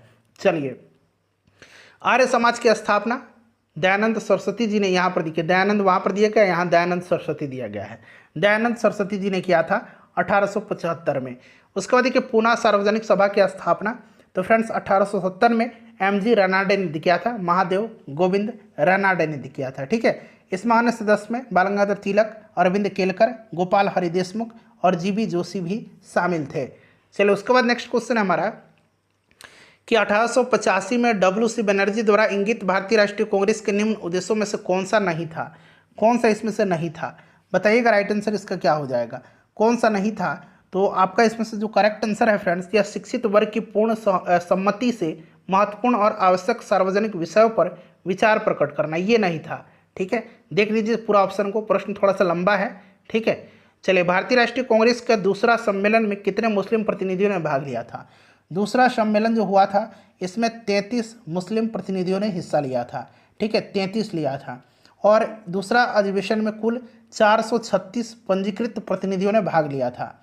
चलिए तो राइट आंसर इसका 33 हो जाएगा। ये कहाँ पर हुआ था? कलकत्ता में दादा भाई नौरोजी ने इसकी अध्यक्षता किया था। 1906 में लंदन में अभिनव भारत सोसाइटी की स्थापना किसने किया था? तो ये किया था फ्रेंड्स विनायक दामोदर सावरकर ने। ठीक है, विनायक दामोदर सावरकर ने। चलो उसके बाद देखिए मुस्लिम लीग ने अपना वार्षिक अधिवेशन नियमित रूप से कब प्रारंभ किया? नियमित रूप से प्रारंभ कब किया था बताइए। तो देखिए अखिल भारतीय मुस्लिम लीग की स्थापना जो है यह 1906 में ढाका में हुई थी। ठीक है, इसके संस्थापक ढाका के नवाब सलीमुल्लाह थे। और 1907 में मुस्लिम लीग का वार्षिक अधिवेशन कराची में, 1908 में अमृतसर में हुआ था। इसके बाद क्या हुआ? मुस्लिम लीग का अधिवेशन अनियमित रूप से देश के विभिन्न शहरों में आयोजित होता रहा। बिहार लोक सेवा आयोग ने अपनी उत्तर कुंजी में इसका आंसर डी माना हुआ है 1925 ईस्वी से। चलिए नेक्स्ट क्वेश्चन है हमारा कि चंपारण आंदोलन मुख्यतः किसके विरोध में था? चंपारण आंदोलन जो था यह किसके विरोध में था? तो यह नकदी फसल के विरोध में था। ठीक है, नकदी फसल हो जाएगा इसका राइट आंसर। चलिए नकदी फसल हो जाएगा ऑप्शन नंबर बी। चलिए नेक्स्ट क्वेश्चन हमारा तिनकठिया प्रथा आपको याद है 1934 ईस्वी में कांग्रेस सोशलिस्ट पार्टी की स्थापना की गई थी। 1934 में कांग्रेस सोशलिस्ट पार्टी की स्थापना जो है यह जयप्रकाश नारायण और आचार्य नरेंद्र देव के प्रयत्नों से कांग्रेस सोशलिस्ट पार्टी का गठन किया गया था। ठीक है, चलिए तो ये आपका ऑप्शन नंबर सी हो जाएगा। उसके बाद देखिएगा कि भारत छोड़ो आंदोलन के दौरान बकरी के टापू में अखिल भारतीय आज़ाद दस्ता का गठन किसने किया था? तो ये किया था नेपाल की तराई में है बकरी का टापू, और वहीं पर किया था जयप्रकाश नारायण ने। जयप्रकाश नारायण को बांकीपुर जेल में राजेंद्र प्रसाद को रखा गया था और जयप्रकाश नारायण को हजारीबाग जेल में रखा गया था भारत छोड़ो आंदोलन के समय। किसने कहा था कि जब तक यह तीसरी शक्ति अथवा इंग्लैंड यहाँ है हमारे सांप्रदायिक मतभेद हमें परेशान करते रहेंगे? यह किसने कहा था? तो फ्रेंड्स यह कहा था किसने? तो यह महात्मा गांधी जी का कथन है जो उन्होंने लुई फिशर को दिए गए एक साक्षात्कार में कहा था। ठीक है, महात्मा गांधी जी ऑप्शन में नहीं दिया गया है। चलो उसके बाद नेक्स्ट क्वेश्चन हमारा है कि काकोरी ट्रेन डकैती कांड। अब इसका नाम काकोरी ट्रेन एक्शन रख दिया गया है। किन क्रांतिकारियों को इसमें फांसी की सजा दी गई थी? चलिए बताइएगा राइट आंसर क्या हो जाएगा। 9 अगस्त 1925 को यह कांड हुआ था काकोरी ट्रेन एक्शन का, और इसमें फांसी दिया गया था रामप्रसाद बिस्मिल, अशफाक उल्ला खां को। ठीक है, रोशन लाल, राजेंद्र लाहिड़ी को भी दिया गया था। चंद्रशेखर आज़ाद इसमें फरार हो गए थे। ठीक है, चलिए याद रखेंगे, रामप्रसाद बिस्मिल, अशफाक उल्ला खान, रोशन लाल और राजेंद्र लाहिड़ी को फांसी की सजा दी गई थी। हिंदुस्तान सोशलिस्ट रिपब्लिकन आर्मी के संस्थापक, देखिए हिंदुस्तान सोशलिस्ट रिपब्लिकन आर्मी के संस्थापक भगत सिंह हो जाएगा। निम्नलिखित पंक्तियों को किसने लिखा? सरफरोशी की तमन्ना अब हमारे दिल में है, देखना है जोर कितना बाजुए कातिल में है। तो इसको लिखा किसने है फ्रेंड्स? इसको लिखा है, बताइए राइट आंसर क्या हो जाएगा इसका? रामप्रसाद बिस्मिल। ठीक है, देखिए इस गज़ल की पंक्तियाँ बिस्मिल अजीमाबादी जी की थी। बिस्मिल अजीमाबादी का वास्तविक नाम सैयद शाह मोहम्मद हसन था। ठीक है, तो यहाँ पर जो आंसर दिया गया है ये आपका बिस्मिल हो जाएगा, याद रखिएगा। ठीक है, बिस्मिल अजीमाबादी, बिस्मिल अजीमाबादी। नेक्स्ट क्वेश्चन है कि प्रसिद्ध गीत सरफरोशी की तमन्ना अब हमारे दिल में है, इसके रचयिता कौन है? तो इसके रचयिता जो है बिस्मिल अजीमाबादी हैं। रामप्रसाद बिस्मिल यहाँ पर नहीं होगा, ध्यान रखेंगे। ऑप्शन नंबर ई राइट आंसर हो जाएगा। ठीक है, ऑप्शन नंबर ई राइट आंसर हो जाएगा। इंकलाब जिंदाबाद का नारा किसने दिया? तो भगत सिंह ने इसको पॉपुलर बनाया है, इंकलाब जिंदाबाद के नारे को। चलिए उसके बाद देखिएगा कि भगत सिंह, राजगुरु और सुखदेव को फांसी कब दिया गया था? तो ये 23 मार्च 1931 को दिया गया था। चलिए उसके बाद नेक्स्ट क्वेश्चन है, सुखदेव, भगत सिंह, राजगुरु को फांसी फिर से पूछा गया है, इनको दिया गया था 23 मार्च 1931 को। उसके बाद देखिएगा कि सरकार के विरोध में असेंबली में बम फेंकने के समय भगत सिंह की उम्र क्या थी? भगत सिंह की उम्र जो थी ये क्या थी? तो ये 21 साल से थोड़ा ज़्यादा था। इनका जन्म 1907 में सितंबर माह में हुआ था। ठीक है, 8 अप्रैल 1929 को केंद्रीय विधानसभा में इन्होंने बम फेंका था। 21 वर्ष से थोड़ा सा ज़्यादा था। उसके बाद देखिए अनुशीलन समिति क्या थी? अनुशीलन समिति जो थी एक क्रांतिकारी संगठन थी। अनुशीलन समिति एक क्रांतिकारी संगठन थी। 1913 में पटना में अनुशीलन समिति की एक शाखा की स्थापना किसने किया था? तो ये सचिंद्र सन्याल ने किया था। बहुत ही इंपॉर्टेंट क्वेश्चन है, बीपीएससी बार बार पूछता है। चेटगांव शस्त्र छापामारी की योजना किसने बनाया था? तो यह सूर्य सेन ने बनाया था। इनको मास्टर दा के नाम से भी जाना जाता है, सूर्य सेन, ध्यान रखिएगा। चलिए चटगांव शस्त्रागार धावे से कौन संबंधित थे? देखिए प्रश्न फिर से पूछा गया है। सूर्य सेन। निष्क्रिय विरोध के सिद्धांत का प्रतिपादन किसने किया था? तो ये सिद्धांत प्रतिपादित किया था अरविंद घोष ने। अरविंद घोष ने अपनी पुस्तक वंदे मातरम में निष्क्रिय प्रतिरोध के सिद्धांत का प्रतिपादन किया है। गदर पार्टी की स्थापना किसने किया था? कब हुई थी? तो 1913 में गदर पार्टी की स्थापना हुई थी। ठीक है, लाला हरदयाल, सोहन सिंह भाखना, ये सब लोग जुड़े हुए थे इसमें। गदर क्रांति छिड़ने का सबसे महत्वपूर्ण कारण क्या था? गदर क्रांति छिड़ने का सबसे महत्वपूर्ण कारण क्या था? तो इसका सबसे महत्वपूर्ण कारण प्रथम महायुद्ध का शुरू होना था। प्रथम विश्व युद्ध का शुरू होना राइट आंसर हो जाएगा इसका। उसके बाद देखिए गदर पार्टी की स्थापना कहाँ पर हुई थी? तो ये अमेरिका में किया गया था, सैन फ्रांसिस्को में। ठीक है, अमेरिका इसका राइट आंसर हो जाएगा। चलिए अगला प्रश्न कर लेंगे। नेक्स्ट क्वेश्चन है हमारा कि 1922 में भारतीय राष्ट्रीय कांग्रेस का गया अधिवेशन के अध्यक्ष कौन थे? तो चित्तरंजन दास थे, CR दास। भारतीय राष्ट्रीय कांग्रेस के 1916 के लखनऊ अधिवेशन में किसने बिहार के नील उगाने वालों की प्रश्न का प्रस्तुत किया था? तो ये राजकुमार शुक्ल थे। ठीक है, ध्यान रखेंगे, गांधी जी से मिले थे और इनको चंपारण आने का न्योता दिया था। बिहार के किसानों ने किस आंदोलन में चौकीदारी कर देने से इनकार कर दिया था? तो इन्होंने इनकार कर दिया था, ये आपका सविना अवज्ञा आंदोलन हो जाएगा। ठीक है, सविना अवज्ञा आंदोलन के दौरान बिहार के किसानों ने 1930 में चौकीदारी कर देने से इनकार कर दिया था, सविना अवज्ञा आंदोलन। नेक्स्ट क्वेश्चन है कि सरकार उधम सिंह ने किसे मारा था? तो ये इन्होंने मारा था किसको? तो फ्रेंड्स माइकल ओ डायर को मारा था। ध्यान रखिएगा, माइकल ओ डायर, यहाँ जनरल डायर भी है, माइकल ओ डायर इसका आंसर है। 67th बीपीएससी में यह पूछा गया प्रश्न था। किसने कहा था कि स्वराज मेरा जन्मसिद्ध अधिकार है, मैं इसे लेकर के रहूँगा? तो ये बाल गंगाधर तिलक ने कहा था। फिर से देखिए वही प्रश्न है, इसे लेकर के रहूँगा, स्वराज मेरा जन्मसिद्ध अधिकार है, बाल गंगाधर तिलक का है। स्वराज आम जनता के लिए होना चाहिए, केवल वर्गों के लिए नहीं, इस प्रसिद्ध सूत्र की घोषणा किसने किया था? तो फ्रेंड्स यह सी राजगोपालाचारी ने कहा था। ठीक है, सी राजगोपालाचारी की मान्यता थी कि स्वराज जन सामान्य हेतु होना चाहिए, न कि कुलीन और अभिजात वर्ग के लिए। तो राइट आंसर यहाँ पर देखेंगे तो ऑप्शन नंबर यहाँ पर बी हो जाएगा। चलिए अगला प्रश्न है कि इंडिया फॉर इंडियंस किताबें किसने लिखी है। जो बुक्स है, ये बुक है इंडिया फॉर इंडियंस, इसको लिखा है चित्तरंजन दास ने लिखा है। चलिए अनहैप्पी इंडिया पुस्तक के लेखक कौन है, तो इसको लिखा है लाला लाजपत राय ने। इंडिया डिवाइडेड किसने लिखा है, तो इंडिया डिवाइडेड को लिखा है राजेंद्र प्रसाद ने। ठीक है, चलिए आगे बढ़ेंगे। नेक्स्ट क्वेश्चन है कि निम्नलिखित में से, हाँ ये हो गया हमारा, निम्नलिखित में से किस नेता ने 1906 में कलकत्ता कांग्रेस अधिवेशन की अध्यक्षता किया था, तो 1906 में दादा भाई नौरोजी ने किया था। ठीक है, दादा भाई नौरोजी ने। चलिए निम्नलिखित में से किसने ऑल इंडिया मुस्लिम लीग की स्थापना किया था, तो इसकी स्थापना 1906 में आगा खां के नेतृत्व में हुआ था। ठीक है, राइट आंसर इसका आगा खां, सलीमुल्लाह खां, इनके नेतृत्व में हुआ था। ढाका के नवाब सलीमुल्लाह खां। ठीक है, ऑप्शन नंबर यहाँ पर डी हो जाएगा।